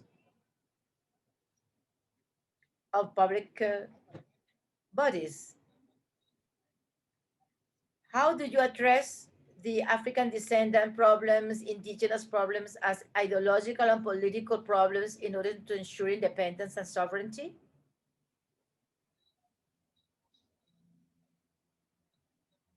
Another question. The houses of the youth, how does it work? The houses of the youth. Perhaps Ivan can help us to understand better these facilities. Jade might have other questions as well, based on the streaming in China. Yes. So Jade, if you have questions also, thank you. Yes. Johan mentioned commune currency. This is very interesting. Please tell us about this project and how is this being done? What is the scale? And the second question, how you involve the young people in the production activity in the commune. The last question is about how the garbage recycling project gets does this project gets government funding or subsidies. And we have two more questions for the film director and the crew. Can film director tell us more about what is special about the indigenous communes that are different from the other urban and rural communes? And the second one, for the film director and also the crew, comparing the different communes that you have seen, what do you think are the main difficulties they are encounter in engaging more people or deepening the members' commitment? Yeah, that's all. Thank you.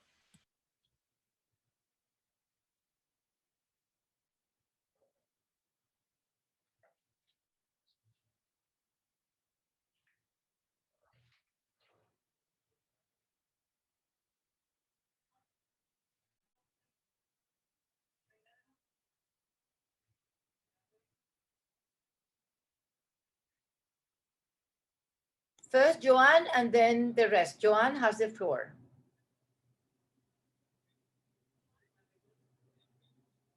Many questions, many questions. Very well. The communes and the Bolivarian circle. Bolivar is a spirit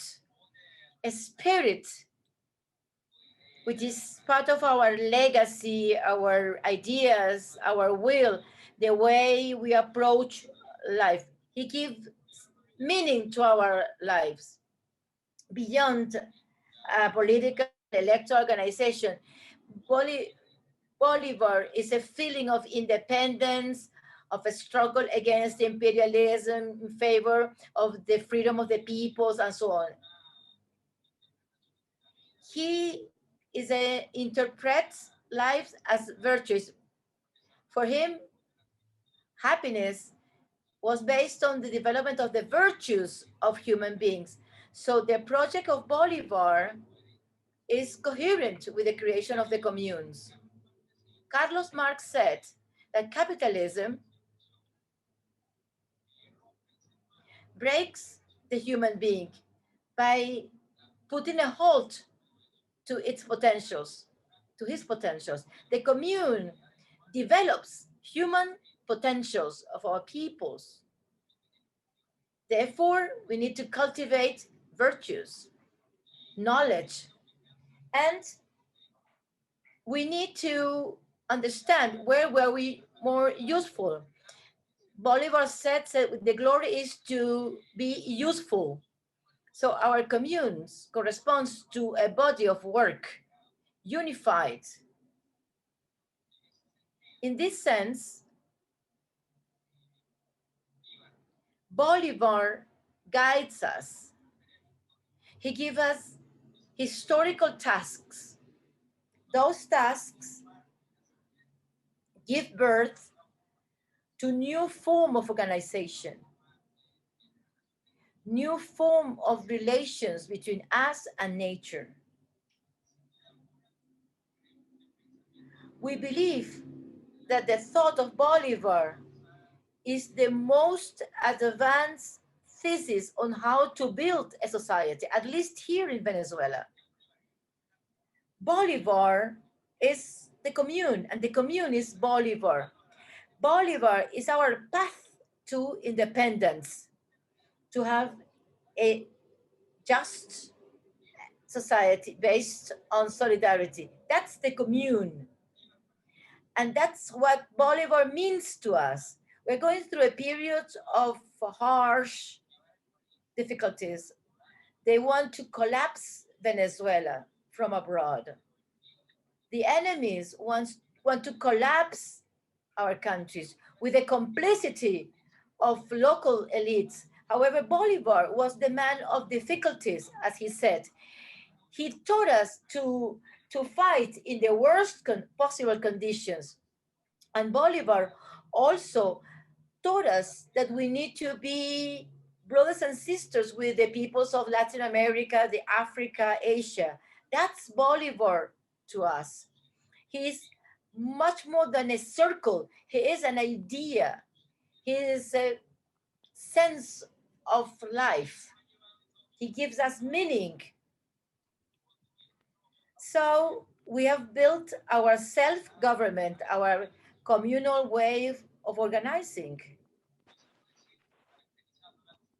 We could say that in some territories, our communes represent the most important work area. In Luisa Cáceres, we have 40,000 inhabitants, 24 communal councils. Luisa Cáceres is a residential area. It's not an industrial area. Luisa Cáceres commune,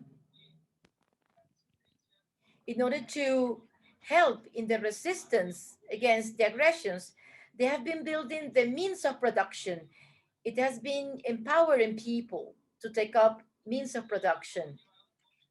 Therefore, we are the larger center of work. We have many workers.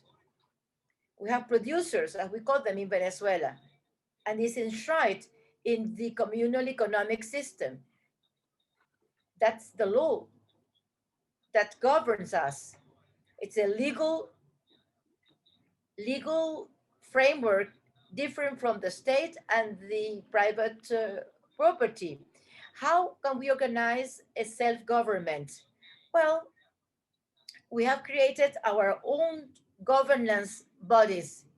Let me give you an example. The 6 productive units of Luisa Cáceres Arizmendi, namely waste collection, that's one unity, recycling, the flower plant, 2 communal shops, and the agricultural production unit, the land. All those units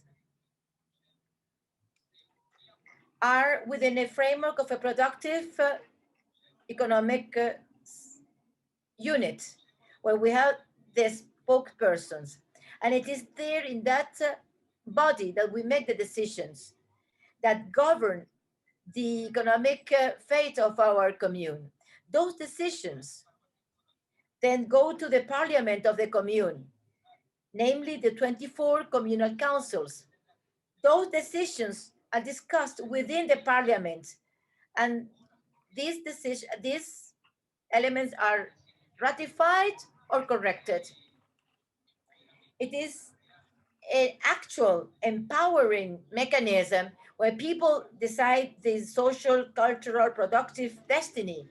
Once the parliament approves the decisions, those decisions then go to the bank of the community.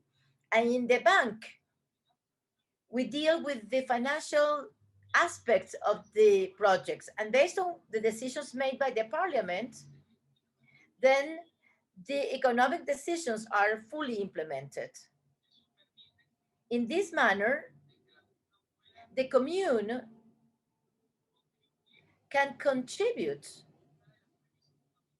and fulfill one of the premises of the Bolivar revolution and any socialist revolution, namely the development of the productive forces. Namely, the commune decides if they want to continue creating the communal forces, develop the communal forces.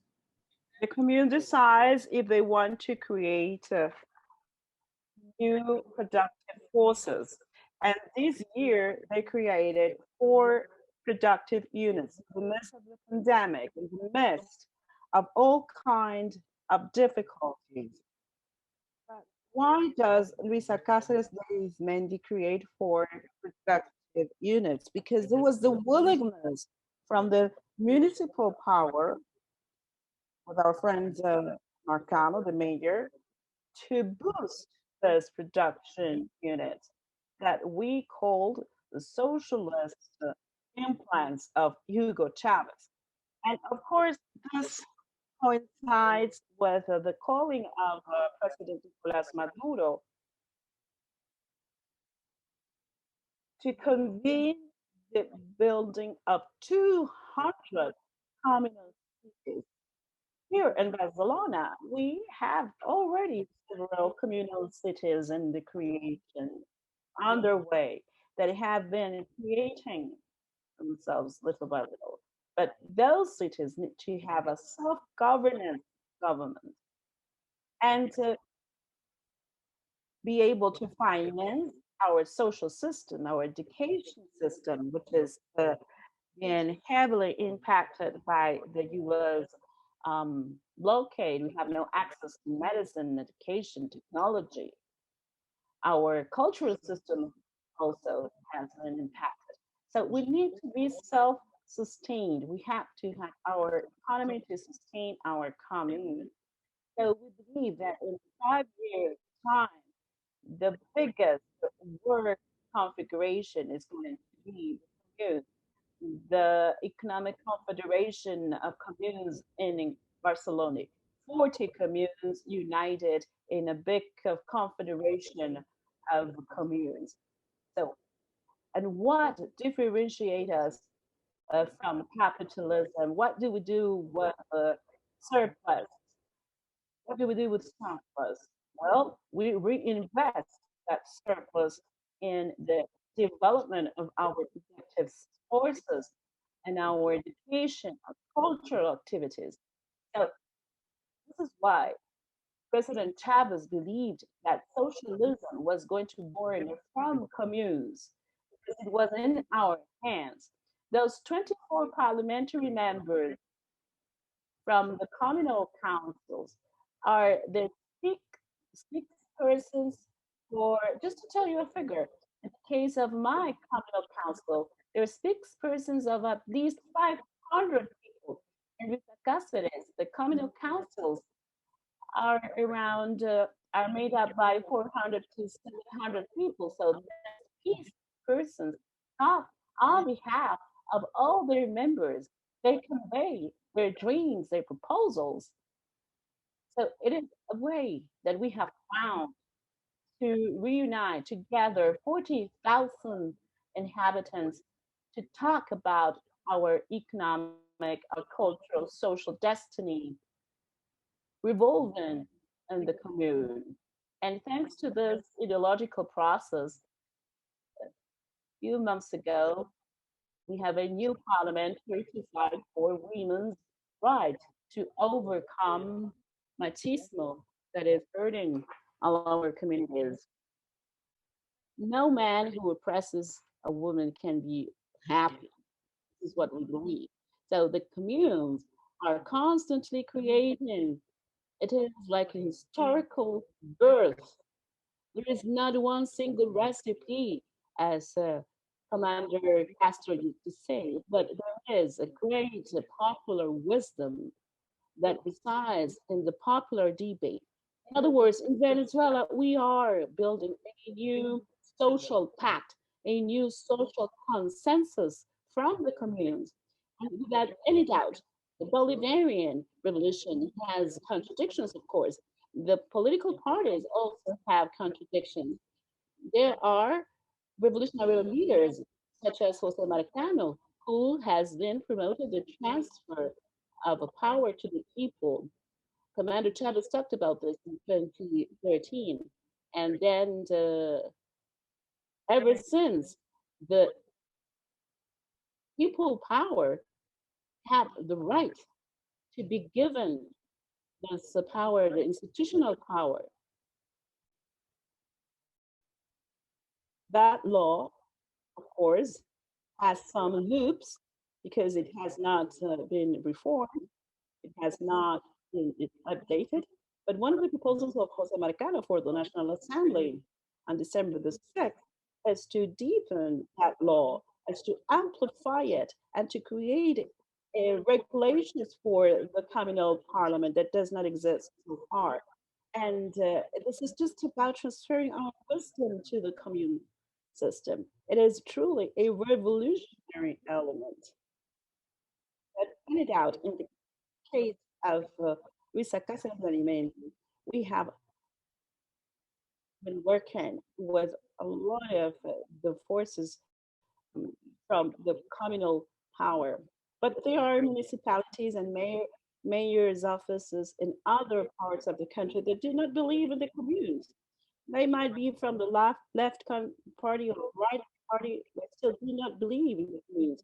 But our challenge is to show them that we have built an economic system and that we can prove that it is possible to do it. It is possible for a community to administer power to do it even better than capitalism. And this is what we have been doing so far with the waste treatment. There was no one single municipality in Barcelona in the past that could handle the waste.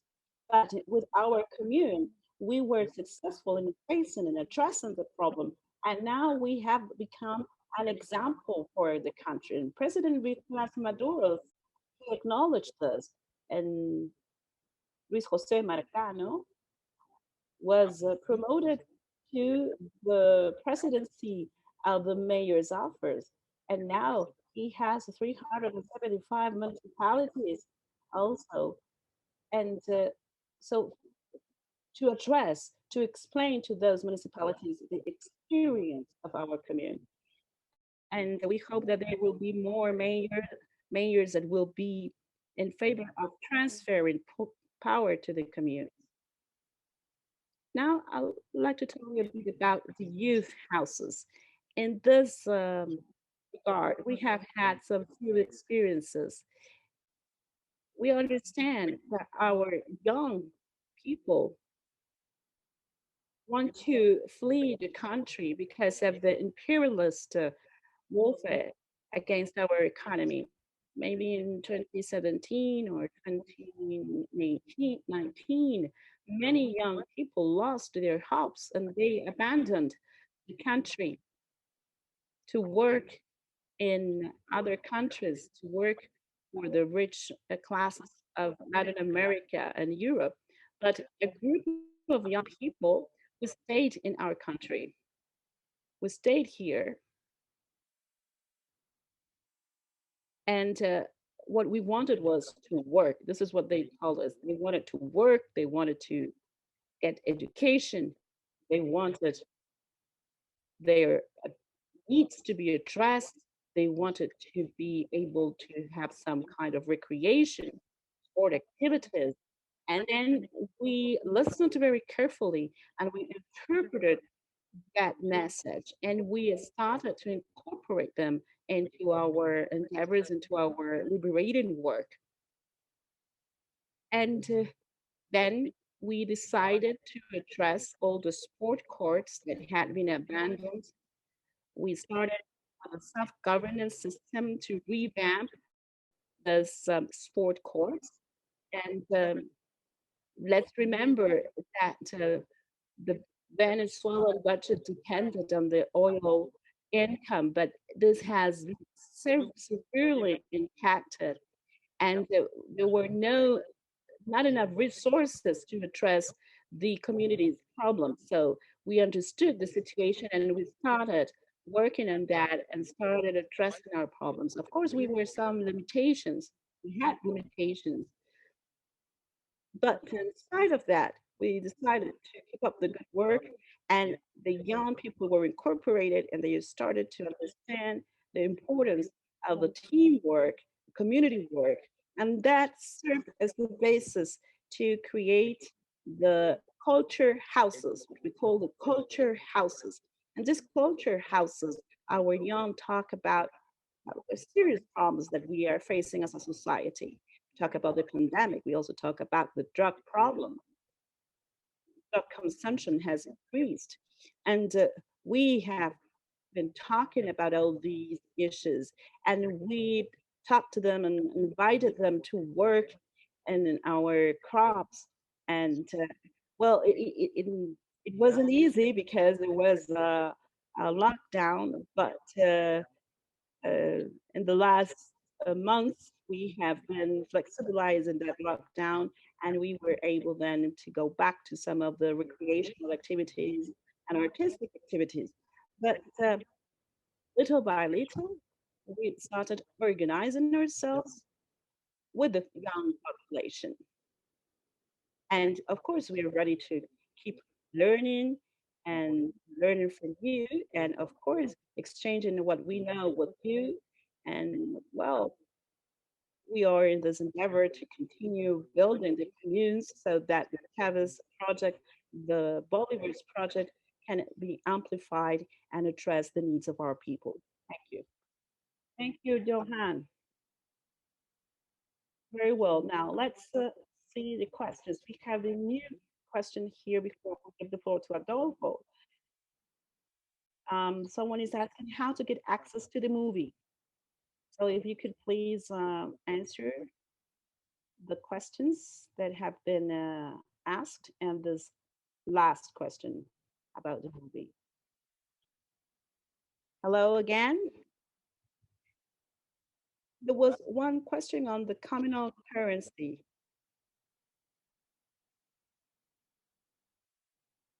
We have been, there have been few communes that have adopted the currency, but due to the attacks against our currency from the communes, we have taken the initiative to conduct barter or exchange of products that have similar value. So we have been practicing barter, and we do it through several means. Because the currency, the common currency is just, initiative is just, it's just at an initial phase. It's not, it has not been taken to a large scale yet.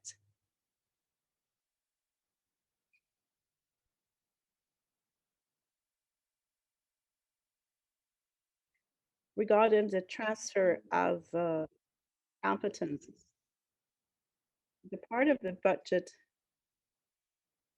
that was allocated to the collection garbage has been transferred to communes. So the commune is the one is the body who is administering all the garbage collection.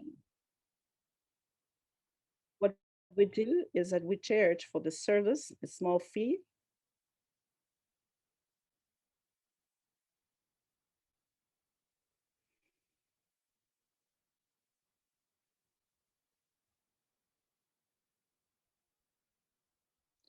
And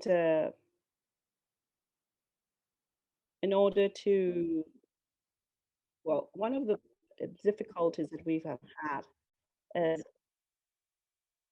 political participation. At the time for political participation had some limitations.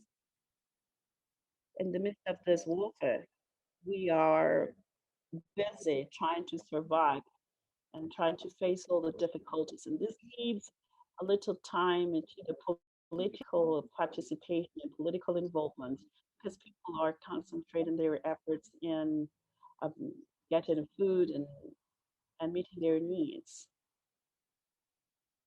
We have also a very polarized country, politically speaking, and many people do not um, bound with the government's offer. The Communal Council has been, therefore, addressing the many problems the community was facing. So this is a still ongoing debate with the young population. And as Johan was saying,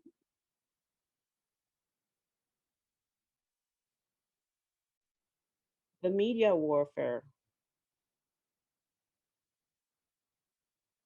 targeted the young population.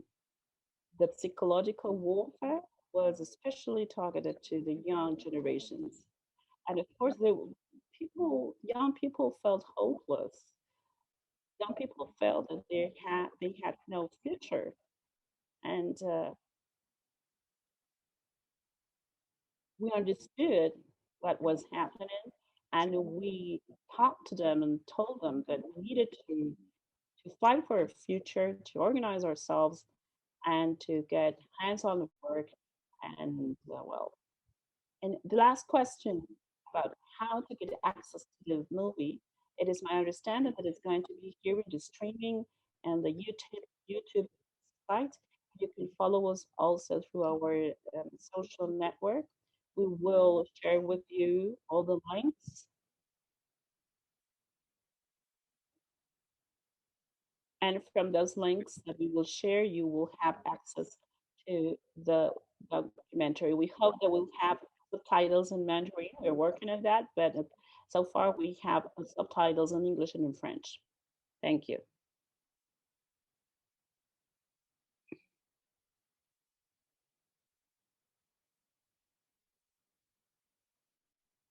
Yes. One of the questions was about the indigenous communes, their features. As you could see in the documentary in Venezuela, where the revolutionary process was started, an important process of identification of the indigenous lands, lands that were traditionally occupied by the indigenous populations. And with the current legislation that defends the indigenous rights, we have been progressively handing these lands to the indigenous populations with a certificate, with an ownership certificate. And this has been very positive in terms of the configuration of the communes. The chef of one of the communes that we presented in the documentary explained that the Aboriginal population needed communes. So this is not a new concept for them. The indigenous people already were living in commune systems. They had in their history experiences on the construction of the communitary work. And this is very interesting indeed. They were used to producing their own food. And of course, this gives them an advantage over some other urban communes. Now, in the midst of the pandemic and COVID-19, many indigenous communes were already self-sufficient in terms of food production and are currently producing corn and other goods that makes a difference for them. I believe that the collective collective work culture is one of the main features of the indigenous communes in Venezuela, and not only in Venezuela, but also in Latin America. In Venezuela, they are used to working in teams, they organize, the community is live, and this is pretty interesting. We have a lot to learn from our own historical experiences, the way in which the indigenous people have been working. There are more than 335 indigenous populations that survived the invasion that uh, was imposed to us by the Spaniard colonialism. And they survived many different phases of neo-colonialism that we had in our country.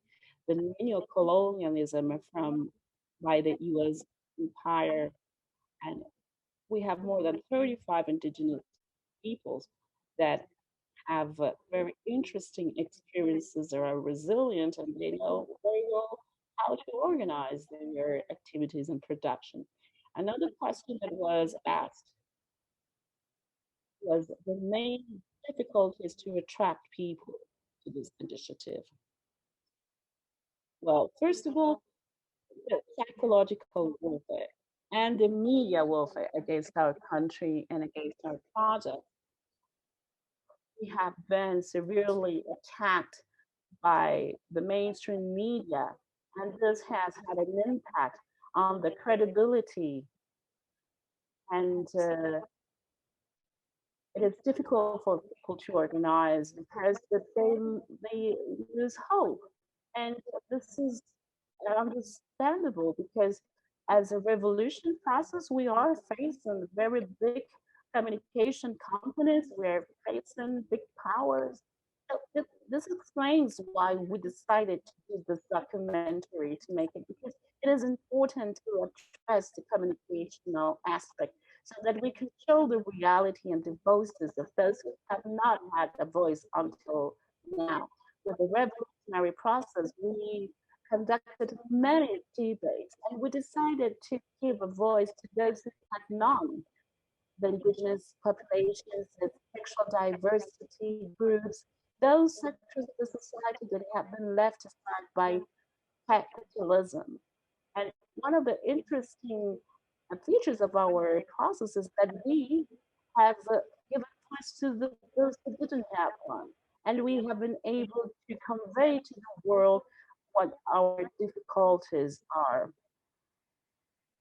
But these are some of the difficulties that we have as a country living in the midst of this warfare that aimed out the mainstream media attack is very fierce. This is one of the main obstacles that we need to overcome. I think there are no more questions or none. We have some minutes to answer other questions that you should have. You're ready to give an answer to them.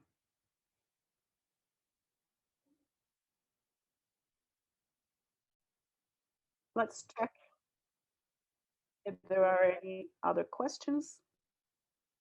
Yes.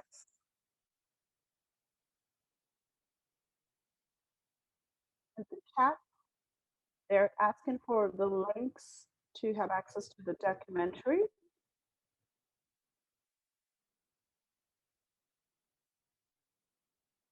Some are asking if communes are like cooperatives or if they are different from cooperatives. Let's see, we have another question over here. Oh, no more questions over here. David, do you have questions from the streaming in China? For Barcelona Commune and also the film crew, what are your future plans?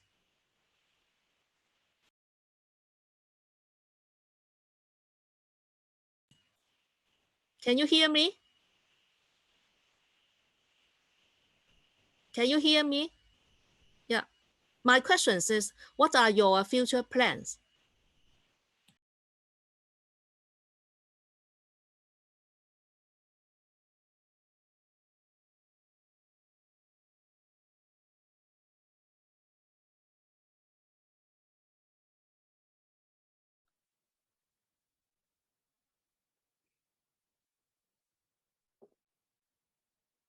Yes, we have another question before we answer.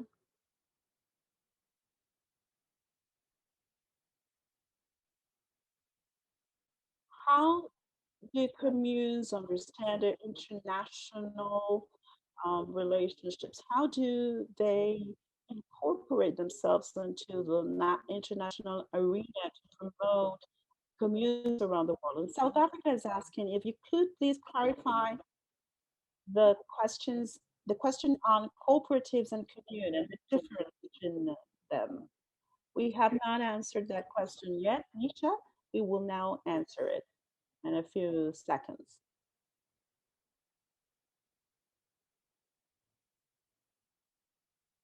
Well, Johan, would you like to start with your answer? And then we will give the floor to Adolfo and to Yekuana.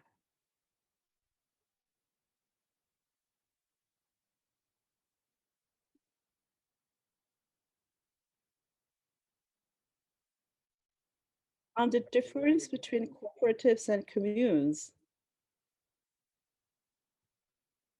I'd like to say that the main difference resides in the production units. For instance, at the flour processing plant of Arizmendi commune, we have 12 producers of corn flour. During our assembly, we submitted our planning and we discussed it in order to do a real democracy exercise. We addressed many topics: production, work, the relationship with other communities.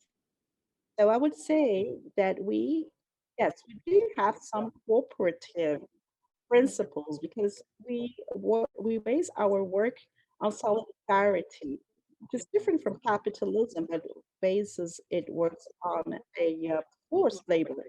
But I would say that the common aspect is collective work. But the difference is that we are seizing the political power of the territory, the political and social power of the territory.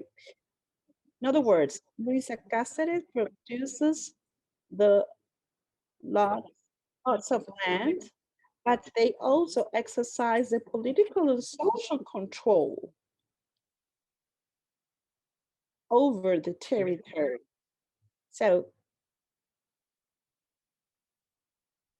from our production units that can be made up by cooperatives, working with a different perspective, what we do is that we give the priority of the government who rules for the people.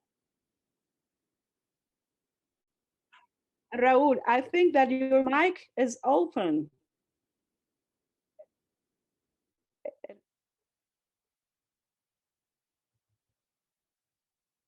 Yes, someone has not muted his or her microphone.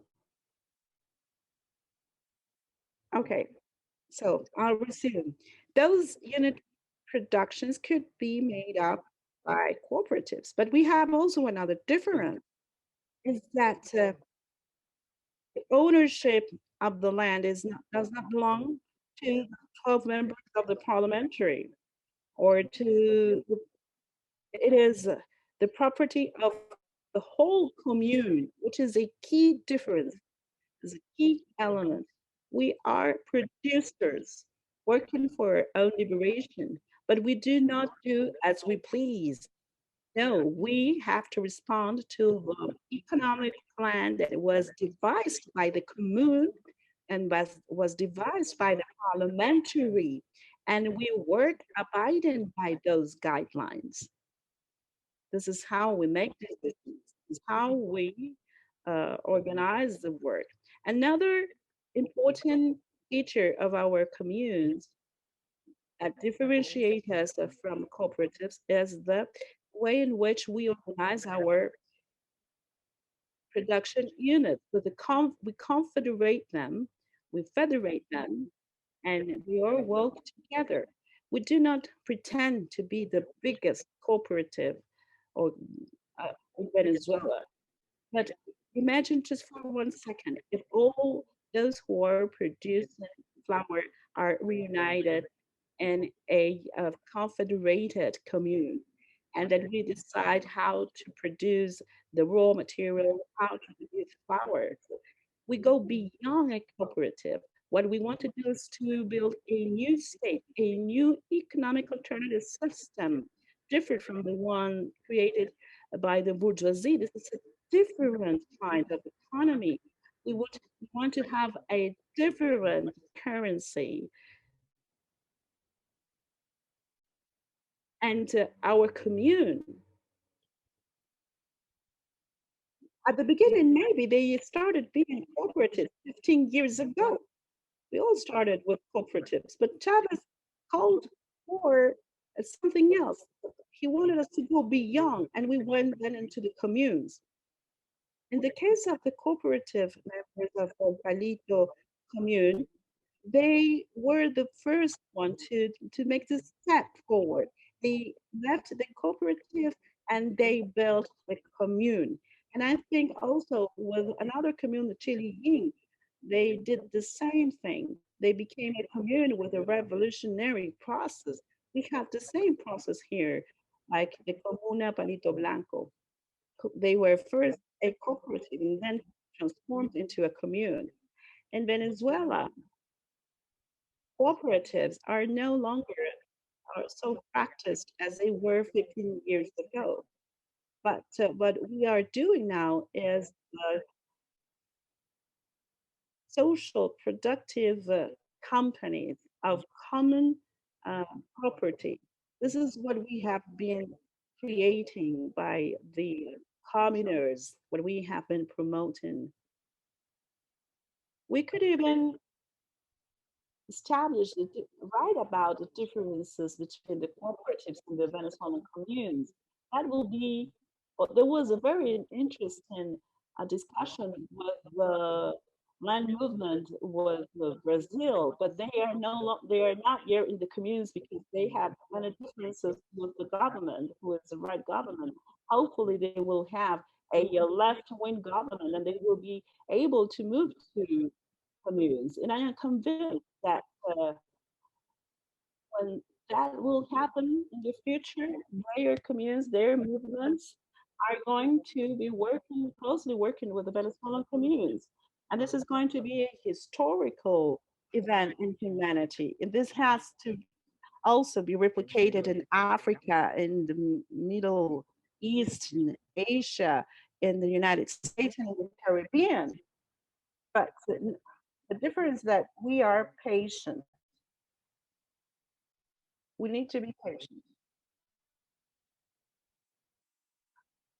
Our contribution is to stay there, working, struggling, is to make Venezuelan communes an example in productivity and solidarity and the construction of a new order, social order. We are patient. We know that one day we will have the International Confederation of Communes of the free peoples of the world.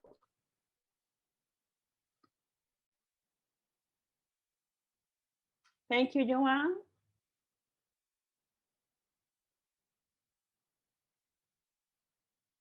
So we are nearing the end. We are going to give the floor to Yekuana and Adolfo regarding the questions that we posed.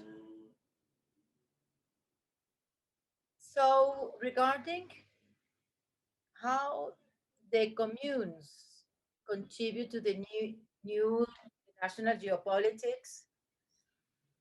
Well, the Bolivarian project and Bolivarian revolution, one of the things Chavez proposed was to create a new world geopolitics, a new geometry of power.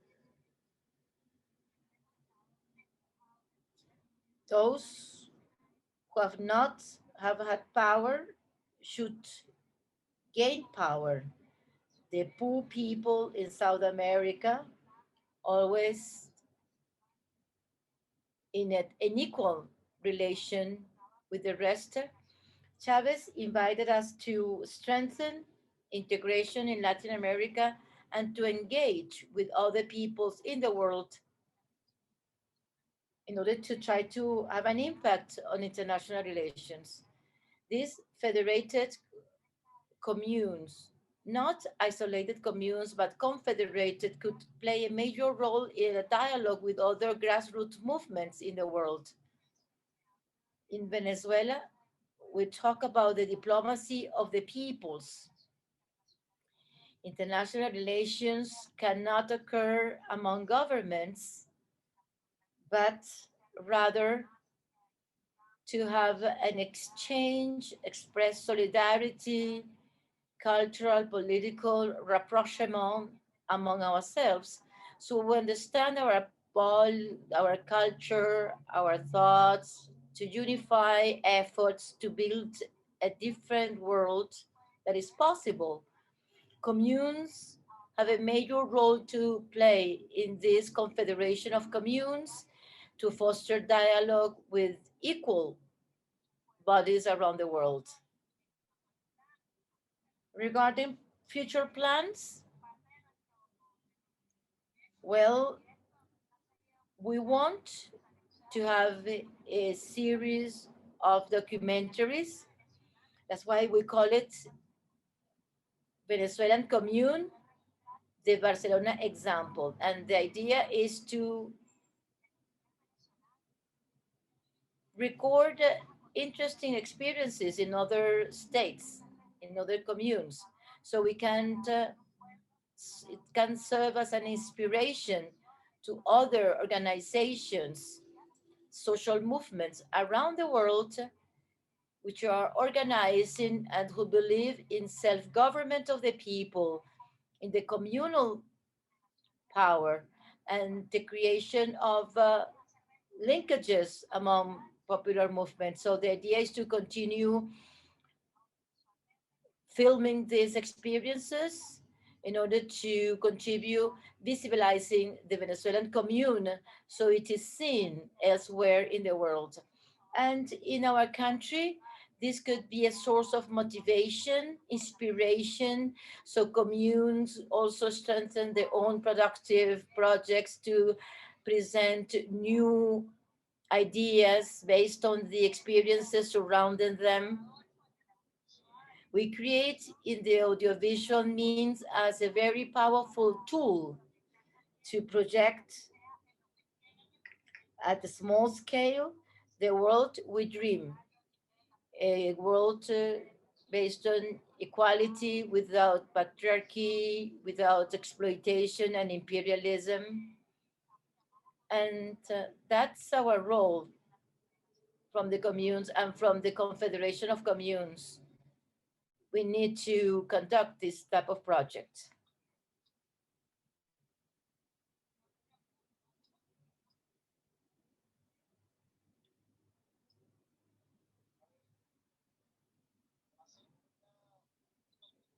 There is a last question,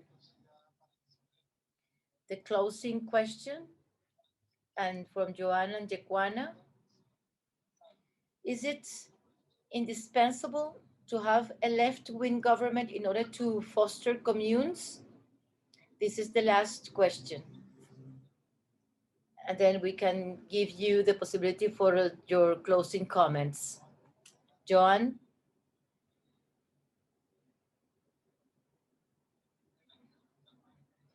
That's a very important question regarding communes.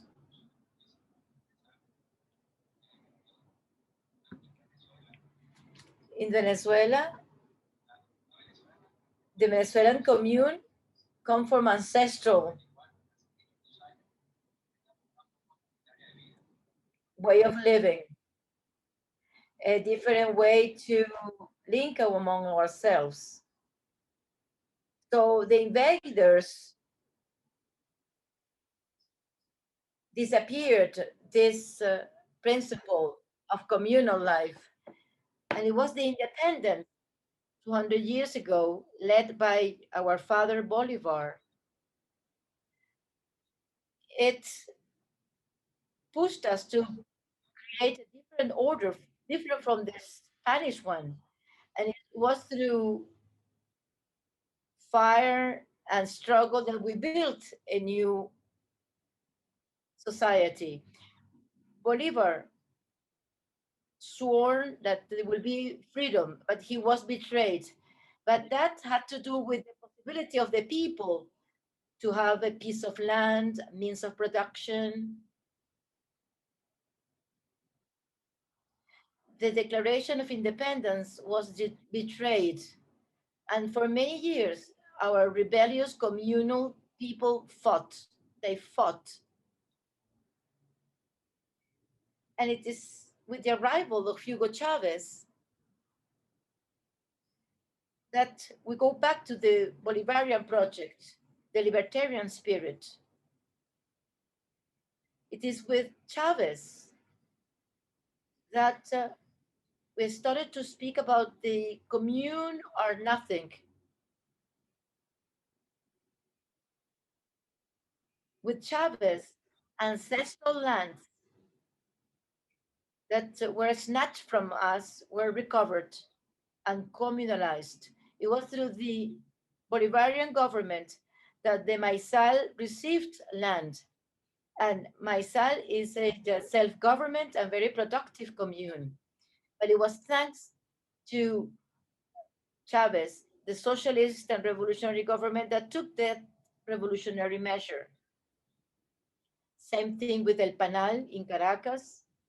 It was Chavez's government that fostered the birth of this Panal commune, the Che Guevara commune in Mérida. The government of Commander Chavez again helped those comrades to open the coffee treatment unit because Chavez socialized the life of the country. The oil rent they used to leave the country, that money was planted in our communes. The communal spirit was always there. Chavez said that socialism is everywhere. However, we need to inject the new ideas into the old ideas, and that's what he did. Commander Chavez visited the whole country to build this socialist new processes, this socialist graft. And today we are resisting imperialism, trying to build a fresh life. Commander left, but Nicolas is here, fending aggressions. And our commune, Casa de Arismendi, that renewed its structure, we incorporated new actors to the leadership of our commune. We wanted to build our self-government, a productive self-government. And it was thanks to José Marcano, our mayor, the leadership of Nicolás Maduro, and our unity with other communes. It was thanks to all that we were able to build this referential movement. The commune is an ancestral idea, but for our communes to become something material and concrete, we need resistance. Commune is a space to dispute power to the oligarchies. It is a space to put an end to the latifundio. It is a space to put an end to the exploitation of labor, to put an end to slavery, the international division of labor. But the commune should dispute power. The commune should be government, because it is the commune in government that could truly foster the political change that we require to go faster. Our brothers and sisters in Asia, Africa, in Latin America, in Mexico, in Chile, and Colombia, they are fighting. They have the spirit of the commune. However, we need the graft that should become political power. And that's precisely what Chavez did, and Nicolas Maduro is preserving. So you need to preserve the commune spirit, but you need to fight for power. You need to gain power in order to build the socialist commune, to have the International Confederation of Communes. And that's our call. You have our support, our endorsement, and the people of Bolivar will be in the front line of this struggle to build this communal system and to save the human species, the human race. Thank you very much.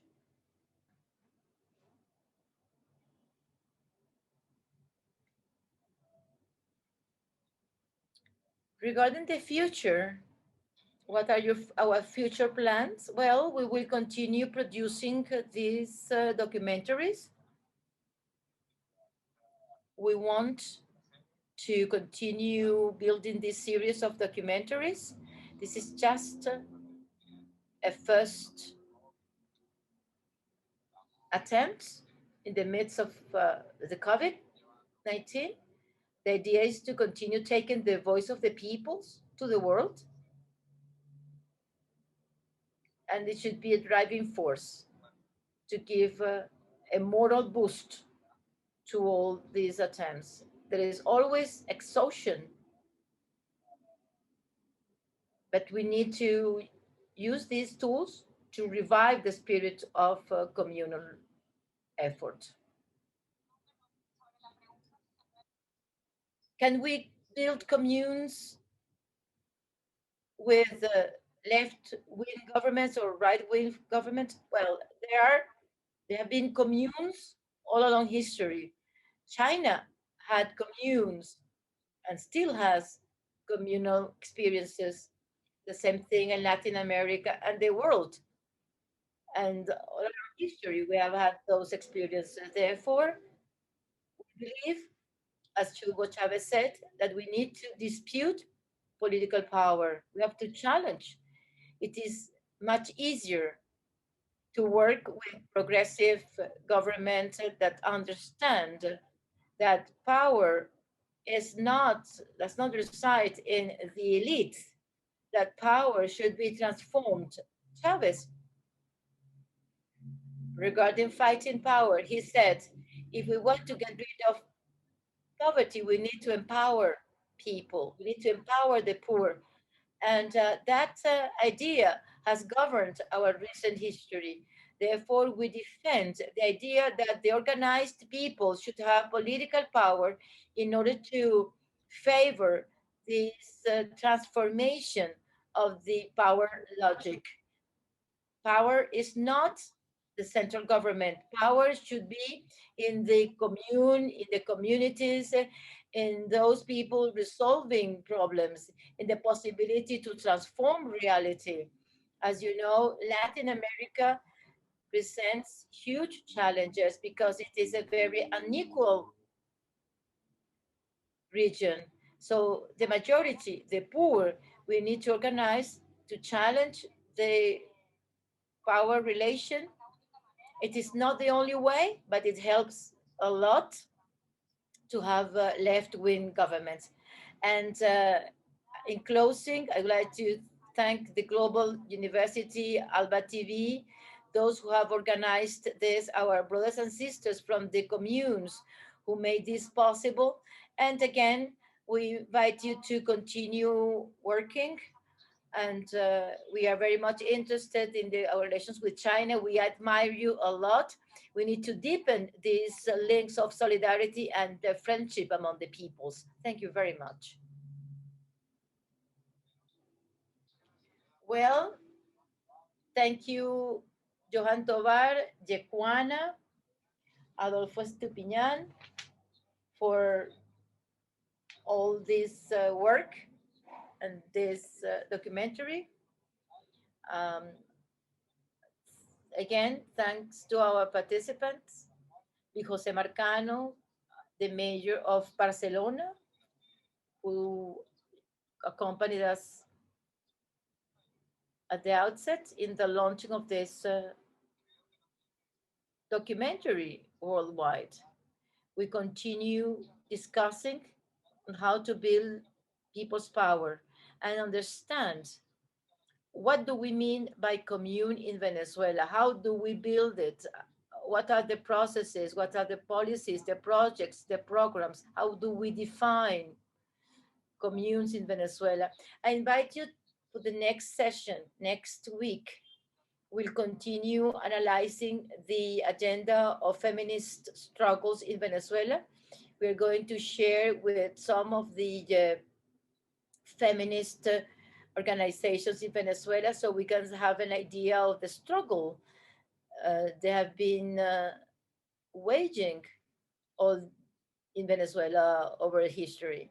So thank you again. Thank you so much who tune in from China, South Africa. We have the link in South Africa, so we are linked. We are linked with South Africa, so we continue working together. This is a space for exchange. 1,800 people followed us in China. 38 people followed us here, and on the 3 YouTube channels, 30 more people. So thank you again, and see you next week. It's been a pleasure. And as we always say, commune or nothing.